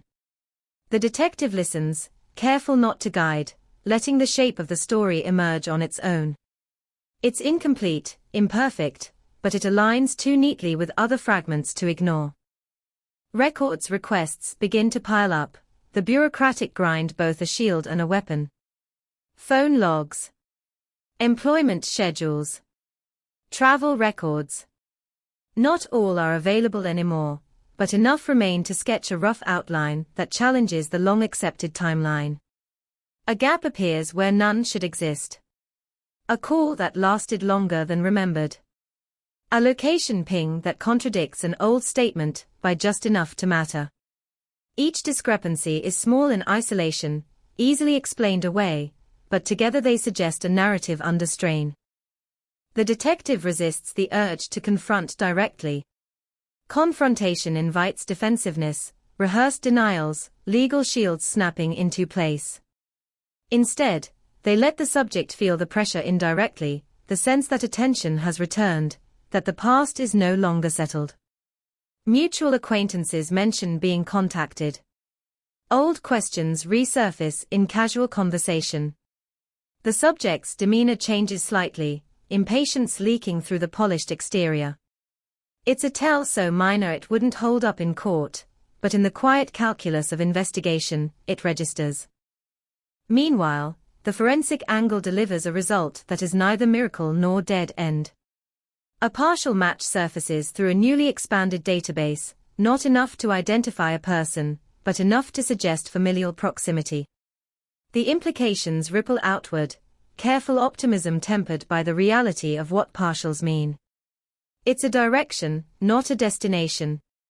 The detective weighs the risks of pursuing it, aware that missteps here could contaminate what little progress has been made. The decision is made to proceed quietly, methodically, verifying before acting. Family trees are built from public records and whispered confirmations, branches stretching into lives that never expected to be connected to a cold case. Some contacts are shocked, others guarded, a few outright hostile. The detective explains as little as possible, framing the inquiries as routine, historical. A pattern begins to emerge that aligns uncomfortably with existing suspicions, not as proof, but as corroboration of proximity. The circle tightens another fraction, almost imperceptibly. The victim's family senses the shift without being told. The detective's tone is more focused now, questions more precise. They share what they can, cautious not to overstep, but the family fills in the gaps emotionally, bracing themselves for outcomes they've imagined 1,000 times. Their hope is quieter than it used to be, less volatile, shaped by years of disappointment. Still, it's there, persistent, a fragile thing they guard fiercely. Institutional scrutiny increases as well. Supervisors demand updates, timelines, justifications. They want to know where this is going, what the endgame looks like. The detective responds with facts, not theories, careful to separate evidence from interpretation. It's enough to keep the door open, barely. Resources are allocated sparingly, each hour accounted for, each expense questioned. The investigation continues under a microscope, every move carrying added weight. The subject of interest becomes aware, unmistakably so. Their calls grow shorter. Their willingness to engage cools. They consult counsel, not aggressively, but preemptively, a move framed as prudence rather than panic. The detective notes it without judgment, understanding that innocence and guilt can produce similar behaviors under scrutiny. Still, the timing matters. The coincidence is hard to ignore. A carefully planned interview is scheduled, framed as a routine update, nothing more. The setting is neutral, the tone conversational. The detective allows the subject to speak freely, recounting the night once again, the words flowing smoothly, almost elegantly. Then, gently, a question is introduced that wasn't there before, anchored in newly uncovered data. The subject hesitates, just a beat too long, then adjusts, revises, smooths over the pause with explanation. It's seamless to anyone not looking for the seam. The detective marks the moment mentally, the way one marks a fault line on a map. Afterward, the detective sits alone with the recording, replaying that hesitation again and again, listening not just to what was said, but to how the rhythm shifted. It's not proof. It's not even close. But it's confirmation of fragility, of a story that requires maintenance to remain intact. Maintenance implies effort, and effort implies motivation. The investigation reaches a precarious balance point. Push too hard, and the subject retreats behind legal walls, freezing progress indefinitely. Move too slowly, and momentum dissipates, attention drifting elsewhere once more. The detective opts for restraint, a strategy that feels counterintuitive after years of waiting. They let silence work, trusting that sustained, low-level pressure can be more effective than confrontation. Weeks pass with little visible movement, but beneath the surface, stress accumulates. The subject's behavior grows erratic in small ways, missed appointments, curt responses, a defensiveness that bleeds into unrelated interactions. Friends notice. Co-workers notice. Whispers begin, not accusations, but questions. The detective watches from a distance, documenting everything, careful not to contaminate the process with speculation. Then, unexpectedly, a call comes in late one evening, a voice tight with urgency. A secondary figure, long considered irrelevant, wants to talk. Not tomorrow. Not officially. Now. They claim to have remembered something, or perhaps finally decided to stop forgetting it. The detective listens, heart steady despite the adrenaline spike, aware that moments like this are rare and fragile. The conversation is messy, emotional, riddled with uncertainty, but it contains a detail that snaps into place with a clarity that's impossible to ignore. It's not the answer. It's not a confession. But it's a lever, something that can be used carefully, precisely, to test the structure that has held for so long. The detective ends the call without promises, without reassurance, and sits in the quiet office afterward, the weight of years pressing in. The case has reached a threshold, a point where action and inaction carry equal risk. Outside, the town sleeps, unaware that old truths are shifting, that the past is stirring in ways it hasn't for a long time. The night remains unresolved, but it no longer feels static. Something is moving beneath the surface, slow and deliberate, and whether it emerges as clarity or collapses back into silence will depend on what comes next, on whether the pressure that has been building for years is finally enough to force the truth to break through. The detail shared during that late-night call refuses to stay quiet, not because it's explosive, but because it fits too cleanly into the empty space investigators have been circling for years. It's the kind of information that doesn't demand belief, only consideration, and that makes it dangerous. The detective spends the next morning replaying the conversation, isolating each phrase, each hesitation, separating what was remembered from what might have been inferred. Memory, especially after this long, is a fragile instrument, but even fragile instruments can strike true notes. The source is brought in discreetly, the setting chosen to minimize pressure while still recording everything that matters. They look older than their file photo, worn down by time and the weight of what they're about to say. They don't claim certainty. They don't dramatize. They talk about a moment that felt wrong even then, an interruption in routine, a reaction that lingered in their mind without explanation. They admit they buried it because it was easier, because acknowledging it would have forced them to question people they trusted. The detective listens without interruption, letting the account breathe, noting how often the speaker corrects themselves, how careful they are not to exaggerate. What emerges is not a revelation, but a context shift. The timeline doesn't change drastically, but its texture does. Certain movements feel less random. Certain absences feel more deliberate. The detective cross-checks the account against existing data in real time, watching alignments snap into place like magnets finding their poles. It's not enough to prove anything, but it's enough to justify the next step, a step that has been avoided for years because of its implications. That next step is proximity. The investigation moves closer to the subject of interest, not through accusation, but through presence. Detectives appear where they hadn't before, attending events, asking questions that brush up against the edges of long-held assumptions. The subject notices, of course. Anyone would. Their responses grow sharper, less patient, their attempts at control more visible. They ask why this is happening now, why the past won't stay buried. The detective answers calmly, truthfully, without offering explanations that could be weaponized later. Behind the scenes, a quiet coordination unfolds. Legal advisors are consulted.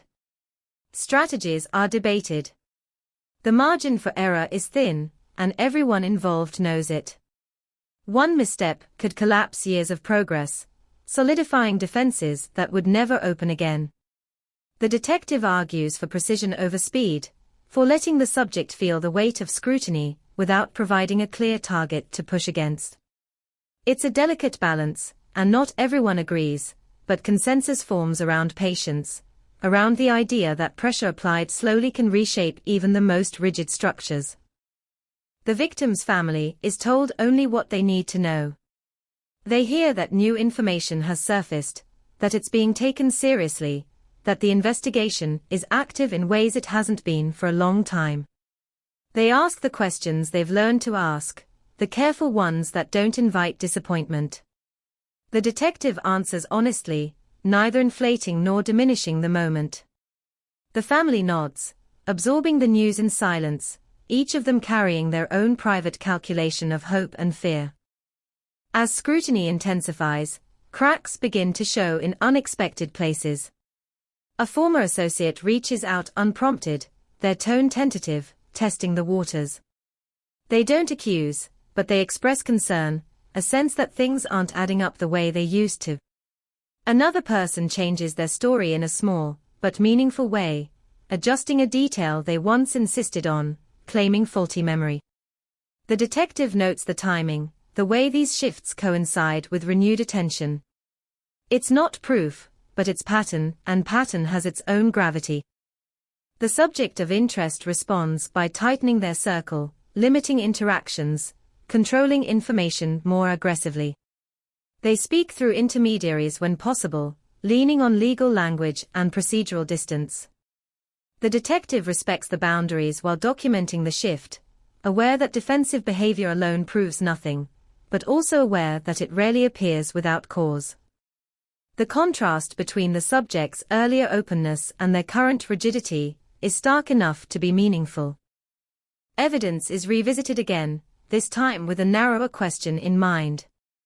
Instead of asking who could have done this, investigators ask who needed this to stay quiet. That reframing alters the weight of certain details, elevating some while diminishing others. A missing item feels less like oversight and more like removal.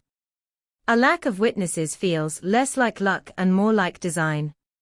The night, once chaotic in imagination, now appears controlled, contained, shaped by intent rather than impulse. The detective prepares for a more direct conversation, knowing it must be earned, not forced. They compile inconsistencies, not as accusations, but as points of clarification. Each question is designed to test flexibility, to see how the story adapts under strain. The interview is scheduled with care, the setting neutral, the tone respectful. The subject arrives composed, confident, but something in their demeanor has shifted, a tightness around the eyes, a vigilance that wasn't there before. The conversation begins mundanely, covering ground both parties know well. The subject answers smoothly, almost gratefully, as if relieved to speak rather than speculate. Then the detective introduces a detail drawn from the late-night source's account, framed as a request for help rather than a challenge. The subject pauses, longer this time, the silence stretching just enough to register. When they respond, the answer is plausible, polished, but it leaves behind a residue of unease, a sense that the narrative has been adjusted again, subtly but deliberately. Afterward, the detective debriefs with the team, playing the recording, dissecting the pauses, the phrasing, the moments where control wavered. Opinions vary. Some hear nothing unusual. Others hear strain, the effort of maintaining coherence. The debate is measured but intense, reflecting how close the case feels to a tipping point without quite reaching it. No one says it aloud, but everyone is thinking the same thing. If this is ever going to break, it will break here. The late-night source is interviewed again, this time with more structure, their account tested against the subject's latest statements. The source grows emotional, not defensive, frustrated by their own uncertainty, by the years they spent doubting themselves. They repeat the same core detail without embellishment, a consistency that lends weight even as memory's edges blur. The detective believes them, not because belief is convenient, but because their uncertainty feels honest. The investigation reaches another quiet plateau, tense and unstable. The pieces are closer than they've ever been, but still not locked together. The detective feels the familiar ache of proximity, without resolution, the knowledge that truth can hover just out of reach for years if conditions aren't right. They remind themselves that forcing a conclusion now would be worse than waiting, that the goal is not a story that feels right, but one that holds under scrutiny. As Part 7 closes, the case stands in a fragile equilibrium, balanced between momentum and restraint. The past is no longer silent, but it isn't speaking clearly either. People who once felt safe in distance now feel the heat of renewed attention, and that heat is changing how they move, how they speak, how they remember. Somewhere in that shifting landscape, the truth is adjusting too, and whether it will reveal itself or retreat once more depends on the next decisions, the next questions, the next moment when pressure meets time and something finally gives. Momentum, once regained, becomes a fragile thing, easily shattered by impatience or fear, and the investigation advances now with the care of someone crossing thin ice, every step measured, every sound amplified. The detective knows this phase well, the stage where answers feel close enough to touch, but still refuse to solidify, where the danger is not losing the trail, but mistaking resemblance for truth. The case demands discipline, a willingness to sit with uncertainty without flinching. The late-night source remains central, not as a witness to the act itself, but as a keeper of context that had never been properly acknowledged. Their memory, flawed but persistent, anchors a moment in time that refuses to dissolve. The detective revisits the location described, standing there at the same hour, listening to the ambient noise, watching how shadows fall, imagining how easily a presence could be hidden in plain sight. The setting offers no confession, but it does offer plausibility, the unsettling realization that what once seemed impossible now feels disturbingly ordinary. Attention turns to communications from that period, not just calls and messages, but patterns of silence. Who stopped reaching out abruptly? Who changed routines without explanation? Who seemed to know, intuitively, when to withdraw? These absences are harder to chart than activity, but they speak volumes to those trained to listen. The detective layers this information carefully, resisting the urge to draw lines too boldly, knowing that overinterpretation can collapse credibility faster than inaction. The subject of interest becomes increasingly isolated, not officially, but socially. Invitations dry up. Conversations become brief. People who once offered easy affirmation now keep their distance, uncertain, cautious. No one accuses openly, but suspicion doesn't need language to operate. It lives in pauses, in avoided eye contact, in the sudden carefulness of familiar faces. The subject senses it, of course. Their attempts to reassert normalcy feel strained, overperformed, the confidence just a shade too bright. Behind closed doors, legal strategy intensifies.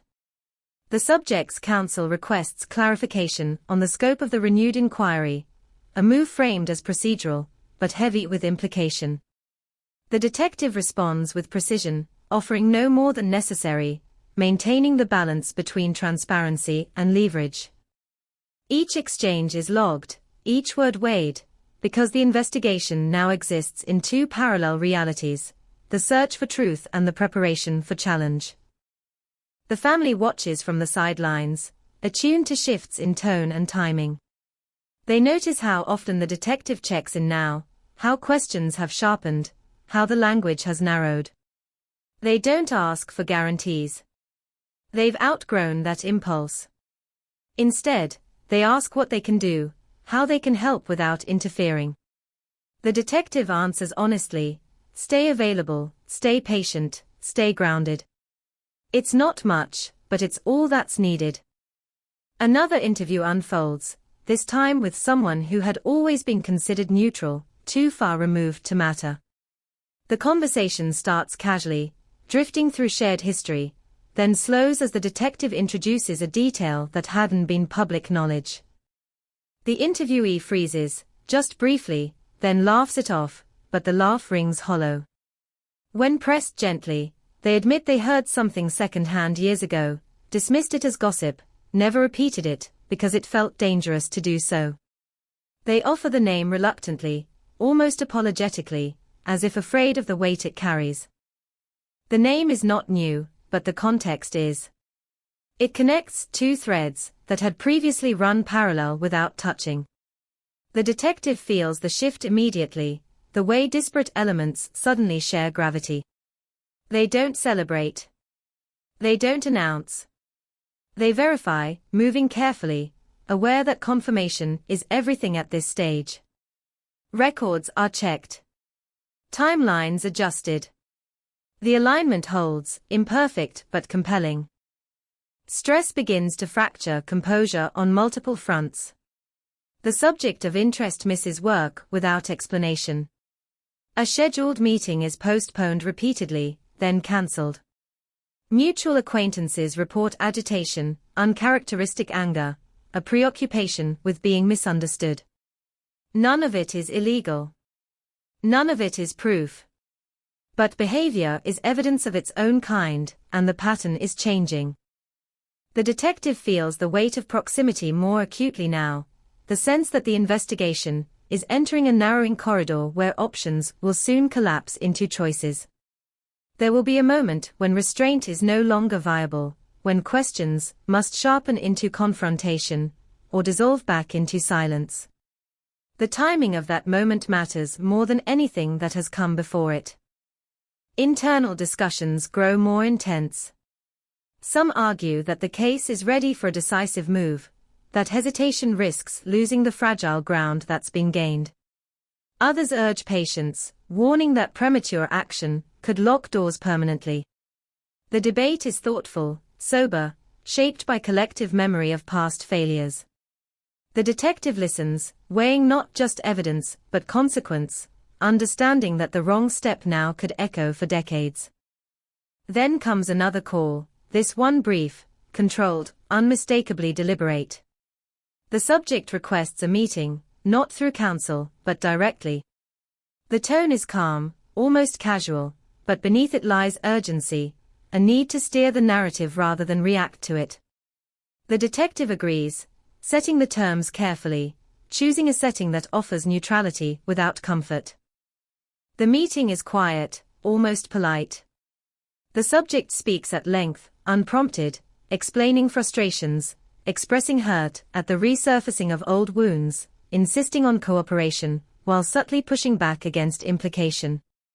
The detective listens, allowing the monologue to unfold, watching for cracks. They appear in small ways. A contradiction quickly corrected, an emotional spike that doesn't match the content, a moment where the subject asks what others have said. That question lands heavily, revealing more than any denial could. When the meeting ends, nothing has been resolved on the surface. No confession. No threat. Just two people standing up, shaking hands, returning to their respective realities. But the balance has shifted. The subject has stepped forward voluntarily, and that choice narrows future options in ways they may not yet fully understand. As Part 8 draws to a close, the investigation feels suspended in a charged stillness, like the air before a storm. The past is no longer distant. It's present, active, pressing in from all sides. People who once relied on time to protect them now realize that time can turn, that silence can become conspicuous, that control can erode quietly until it's gone. The truth hasn't surfaced yet, but it's no longer buried comfortably. It's unsettled, disturbed by years of careful pressure and newly aligned memory. Whether it will emerge intact or fracture under the strain remains uncertain. What is clear is that the case has entered its most dangerous phase, where belief, fear, and fact circle one another tightly, and the next move will decide whether Ohio 2005 remains a cold case in name only, or finally forces its secrets into the light. Silence becomes strategy. After the meeting, no calls are made, no follow-ups scheduled, no visible moves that would signal escalation. To the outside world, it appears as though the investigation has settled back into dormancy, another false swell receding into the long history of almosts. Inside the unit, though, the quiet is deliberate, engineered, a vacuum designed to let pressure build without direction. The detective knows this tactic well. When people believe the storm has passed, they loosen their grip, and what they reveal in that looseness can matter more than anything forced under scrutiny. Days stretch into weeks. The subject of interest resumes their routines with exaggerated normalcy, attending events, making appearances, speaking openly about unrelated matters. It's a performance meant to reassure, to reassert control, but it carries an edge of restlessness. Small deviations slip through. A comment made too defensively. A joke that lands wrong. A sudden interest in where others were, what they know, what they've heard. These are noted quietly, not as accusations, but as indicators of internal calculation. The late-night source, meanwhile, grows uneasy. They contact the detective again, not with new information, but with anxiety, worried they've said too much, worried about consequences they hadn't fully imagined. The detective reassures them without minimizing the risk, reinforcing boundaries, reminding them that truth told carefully is safer than truth buried recklessly. The source agrees to stay available, but the fear lingers, a reminder of how power dynamics continue long after events fade from headlines. Behind the scenes, the partial forensic match is pushed further, cautiously expanded through additional genealogical mapping. It's painstaking work, slow and imprecise, but it begins to narrow possibilities in ways that feel less theoretical and more tangible. The detective resists the urge to share this development broadly, aware that leaks at this stage could trigger panic or premature defense. Instead, the information is compartmentalized, discussed only with those who need it to make the next decisions. One of those decisions involves revisiting a long-dismissed lead, a person once cleared quickly, because their story aligned too neatly with early assumptions. With the new framework in mind, that alignment now feels suspicious rather than comforting. The detective approaches carefully, framing the renewed interest as routine, historical housekeeping. The interview unfolds calmly until a minor detail is questioned, something the interviewee hadn't prepared to revisit. Their response is defensive, but not aggressive, a shift subtle enough to feel instinctive rather than strategic. It's another small crack, another indication that the narrative surrounding that night was stabilized early and maintained with effort. The community senses movement without understanding its source. Whispers circulate again, cautious and indirect. People ask questions without naming them as such, testing reactions, gauging how safe it is to wonder out loud. The town has lived with uncertainty for so long that its reactivation feels both familiar and destabilizing. Old tensions resurface, alliances strain, memories are reconsidered in light of conversations that never quite ended. The family feels it too. They don't receive updates, not yet, but they notice the change in air, the way people speak to them more carefully, the way eyes linger a beat longer. They brace themselves instinctively, knowing that proximity to answers often precedes pain. Their grief, long reshaped by endurance, tightens again, preparing for impact even without knowing its direction. Inside the department, pressure mounts from another angle. A separate case threatens to pull resources away, its urgency undeniable, its demands immediate. Supervisors weigh options, balancing present crises against past obligations. The detective argues for continuity, for the danger of stepping away now, but compromise is inevitable. The investigation is forced to prioritize, to choose which threads to pull and which to hold for later. It's a familiar frustration, one that has derailed progress before. Then, unexpectedly, an administrative review uncovers a misfiled report from years earlier, a document that never made it into the main case file due to a clerical error. It's not dramatic, not revelatory on its own, but it contains a detail that shifts perspective, a recorded observation that aligns with newer suspicions. The detective reads it twice, then a third time, feeling the slow burn of recognition. This isn't new evidence. It's old evidence finally seen clearly. That rediscovery prompts a quiet reassessment of everything that followed. Decisions once justified by limited information now appear hasty, shaped by the urgency of early optics rather than depth. The detective feels a mix of vindication and frustration, knowing that this detail might have mattered more years ago, but also knowing that it matters now, because it confirms a pattern of oversight rather than chance. A strategy meeting is called, small and closed, focused on synthesis rather than speculation. Timelines are laid out again, this time annotated with behavioral shifts, narrative adjustments, and the newly rediscovered report. The picture that emerges is incomplete, but coherent, a structure that could support further action if handled precisely. No one calls it a theory. They call it a working frame, careful with language, aware of how words can harden prematurely. The subject of interest makes another move, subtle but revealing. They reach out to the family indirectly, offering condolences renewed, expressing a desire for closure, positioning themselves as an ally in grief. The gesture is inappropriate enough to raise alarms without crossing any legal boundary. The family declines politely, unsettled by the timing, by the intrusion.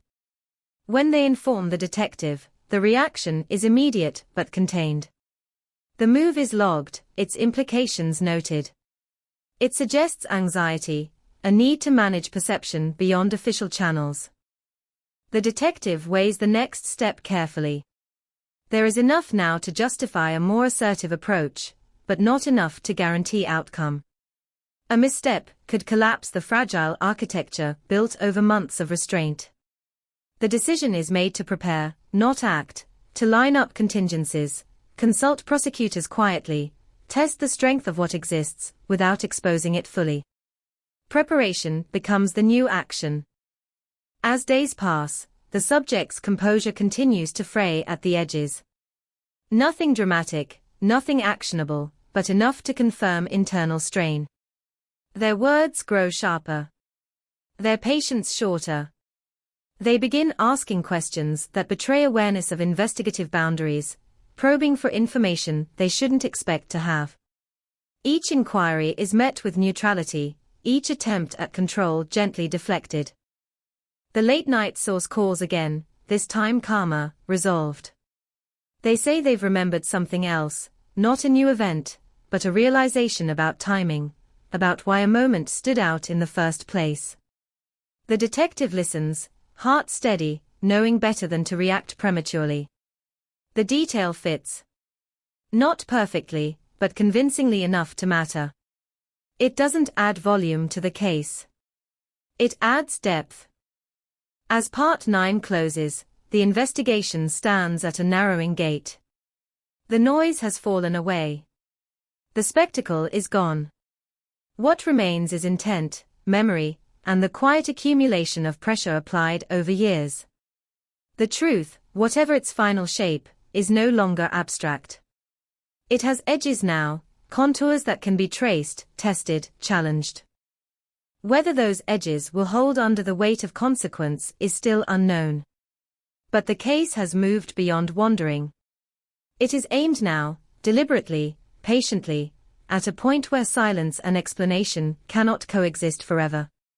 And somewhere in that tightening space between what is known and what is provable, the past waits, aware at last that it is being approached not with desperation, but with resolve. Resolve doesn't announce itself loudly. It settles in quietly, like a decision made long before words catch up to it. The detective feels it now, not as urgency, but as clarity, the sense that the investigation has crossed a line invisible to everyone except those who've lived inside it for too long.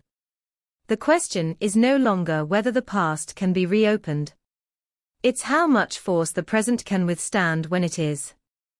Preparation accelerates beneath the surface. Subpoenas are drafted but not served. Interview outlines are written, rewritten, then pared down to their sharpest edges. Every question is designed to do one thing only: test consistency under pressure. The detective knows that truth doesn't always arrive as revelation. More often, it appears as erosion, the slow wearing away of a story until what remains can no longer support itself. Prosecutors are looped in quietly, shown the framework without being asked for commitment. Their reactions are measured, professional, but not dismissive. They see the same thing the detective sees: a convergence of circumstance, behavior, and overlooked detail that feels deliberate rather than accidental. They caution patience, emphasize thresholds, but they don't advise retreat. That, in itself, is a shift. The subject of interest senses the change without being told. There's a restlessness now that can't be disguised by routine.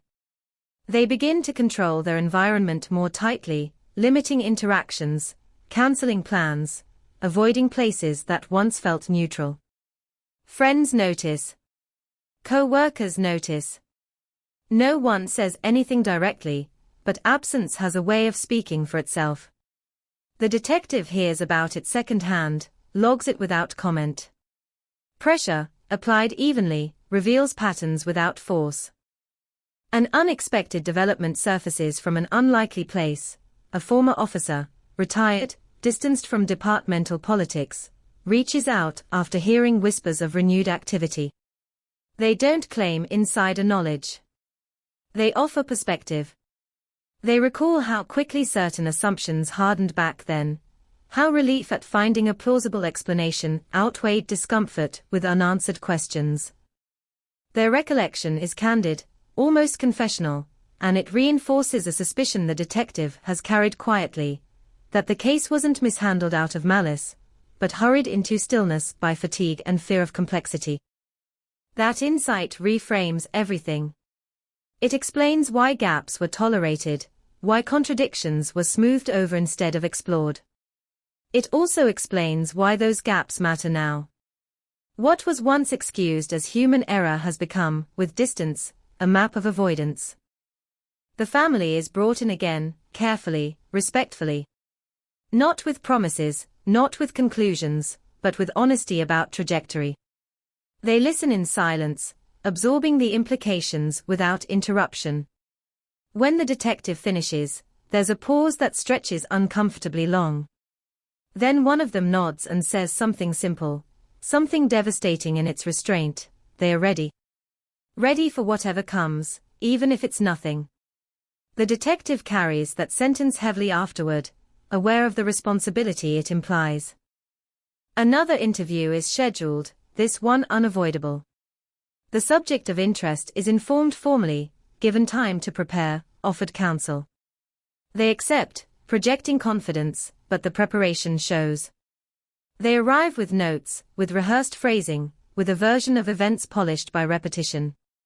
The detective lets them speak, lets the story unfold uninterrupted. It's smooth. Too smooth. When the questions begin, they are gentle at first, then gradually more specific, probing edges rather than center. The cracks don't explode. They whisper. A date slightly off. A memory misplaced by hours instead of minutes. A reason offered that contradicts earlier certainty. Each inconsistency is addressed calmly, without accusation, allowing discomfort to accumulate naturally. The subject grows defensive, then corrective, then frustrated. They ask why this matters now, after all this time. The detective answers truthfully, because time hasn't erased the questions. It's sharpened them. When the interview ends, there's no dramatic exit, no raised voices, no visible collapse. Just fatigue. The kind that follows sustained effort to maintain coherence. The subject leaves knowing they've been tested, knowing the test isn't over. That knowledge lingers, heavier than any threat. Shortly after, a tip comes in, anonymous, brief, almost hesitant. It references a conversation overheard years ago, something dismissed as rumor at the time. The tip doesn't introduce new names. It reframes an old one. The detective traces its origin cautiously, aware that anonymity can mask both fear and malice. The content is verified where possible. Pieces align. Not perfectly, but enough to justify inclusion. The net tightens incrementally. Financial records are reviewed, not for motive in the traditional sense, but for stressors, moments of instability that might explain erratic behavior. Nothing criminal emerges, but pressure points do. Periods of debt. Sudden changes in employment. Moves that appear voluntary, but coincide with critical moments. Context fills in where evidence remains thin. Inside the department, skepticism gives way to guarded belief. Officers who once considered the case settled now ask questions they hadn't before. Younger detectives study the file with fresh eyes, unburdened by original conclusions. The shift isn't unanimous, but it's noticeable. Momentum, once fragile, begins to feel shared. The subject of interest reacts by asserting control more openly. They consult legal counsel more frequently. They inquire about statutes, about limitations, about rights. Each question is reasonable. Taken together, they form a pattern of anticipation. The detective notes it without interpretation. Anticipation, after all, is not guilt. But it is awareness. Late one evening, alone in the office, the detective revisits the earliest photographs, the grainy images that first captured public attention before fading into archives. They see them differently now. Not as symbols of loss, but as evidence of a moment interrupted, a life frozen at the edge of explanation. The weight of that interruption presses down, a reminder of why restraint matters, why accuracy outweighs speed. As Part 10 closes, the investigation stands on the brink of action without yet committing to it.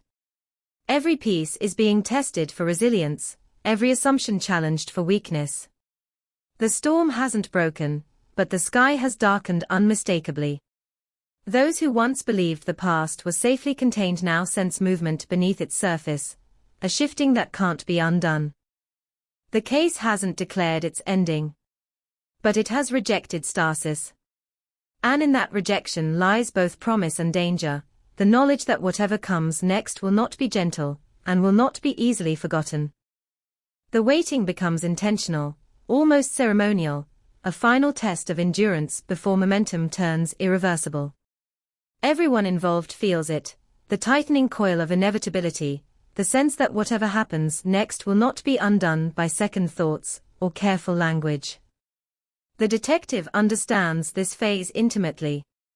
It's the moment when a case stops being about discovery and starts being about consequence. Signals begin to surface from places no one expected. A casual remark overheard at a bar. A former classmate reconnecting online, asking questions that feel nostalgic on the surface, but edged with curiosity underneath. Information travels strangely when fear and memory intersect, slipping through informal channels long before it reaches official ones. The detective logs each fragment, not because any single one is decisive, but because together they sketch the outline of unease spreading outward from a central point. The subject of interest withdraws further, shrinking their world to what feels controllable.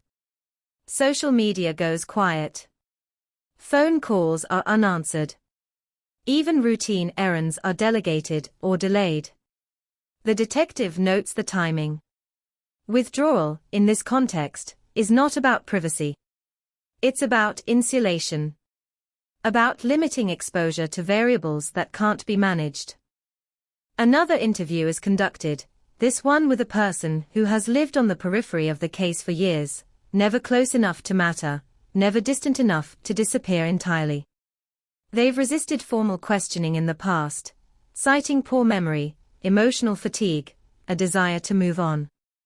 This time, they agree without hesitation. Age has softened their fear. Distance has loosened loyalty. They speak slowly, carefully, as if choosing words that have waited a long time to be used. They don't describe violence. They describe atmosphere. Tension. An argument overheard through walls. A car leaving too fast, tires scraping pavement in a way that didn't match the explanation offered later. At the time, it felt intrusive to dwell on it, inappropriate to interfere. Now, framed by years of silence, it sounds like a warning that arrived early and went unanswered. The detective listens without interruption, resisting the urge to guide or correct. Memory reshapes itself under pressure, and suggestion is the enemy. When the interview ends, there is no sense of relief, only gravity. Another piece has settled into place, not snapping cleanly, but holding with quiet persistence. Legal consultations intensify. Prosecutors review summaries again, this time with sharper focus. Questions grow more pointed. What can be corroborated independently?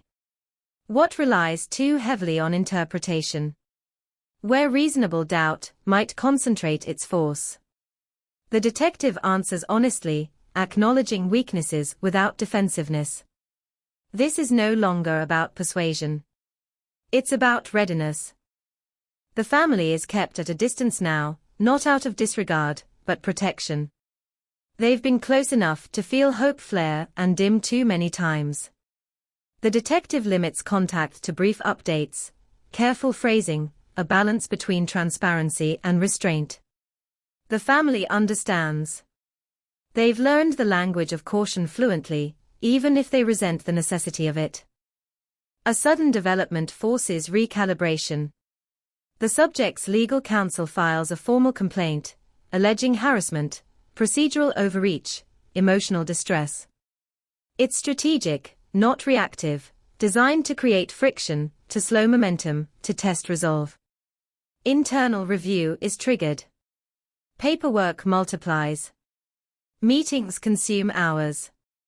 The detective navigates it methodically, confident in process, aware that this maneuver, while inconvenient, is also revealing. Defensive action, timed this way, suggests anticipation rather than innocence. The review clears without sanction, but not without cost. Time is lost. Energy is diverted. Still, the investigation holds. Nothing essential is compromised. If anything, the scrutiny strengthens the case's internal discipline, forcing clarity where assumptions once lived comfortably. The subject of interest escalates again, this time indirectly. A mutual acquaintance reaches out to the detective, awkward, apologetic, claiming they were asked to check in, to feel out the situation. The detective listens, asks neutral questions, lets the intermediary speak themselves into discomfort. When the call ends, the motive is clear. Information is being sought without fingerprints. That night, the detective reviews the timeline once more, tracing the case from its violent stillness at the beginning through every false resolution and dead end that followed. They notice something they hadn't fully articulated before, the pattern of proximity. The same individual appearing near critical moments, not always centrally, but consistently enough to matter. It's not coincidence. It's familiarity. A decision is made quietly. The next step will be overt. Not aggressive, not theatrical, but unmistakable. A search warrant will be sought, narrow in scope, grounded in what can be defended rather than what is suspected. It won't answer everything. It might answer nothing. But it will change the landscape irrevocably. Paperwork moves fast once intent crystallizes. Affidavits are drafted with surgical precision, language stripped of flourish, anchored in verifiable fact. Every sentence is weighed for durability. The detective knows that this document may one day be read aloud in a courtroom, dissected by hostile eyes. It must hold. As dawn approaches, the detective sits alone, the building quiet, the city outside unaware of how close it is to a reckoning years in the making. Fatigue settles in, not as exhaustion, but as a heavy calm. This is what commitment feels like. Not adrenaline. Acceptance. When Part 11 comes to a close, the case has crossed from preparation into motion. Lines that once blurred are sharpening. Those who relied on ambiguity now face definition. The past, long insulated by time and hesitation, is being approached directly, without apology. Whatever happens next will not be contained. It will ripple outward, through families, through institutions, through a community that learned to live with unanswered questions. And in that widening circle, the truth, long patient, waits to see if it will finally be asked to speak, or if silence will be given one last chance to survive.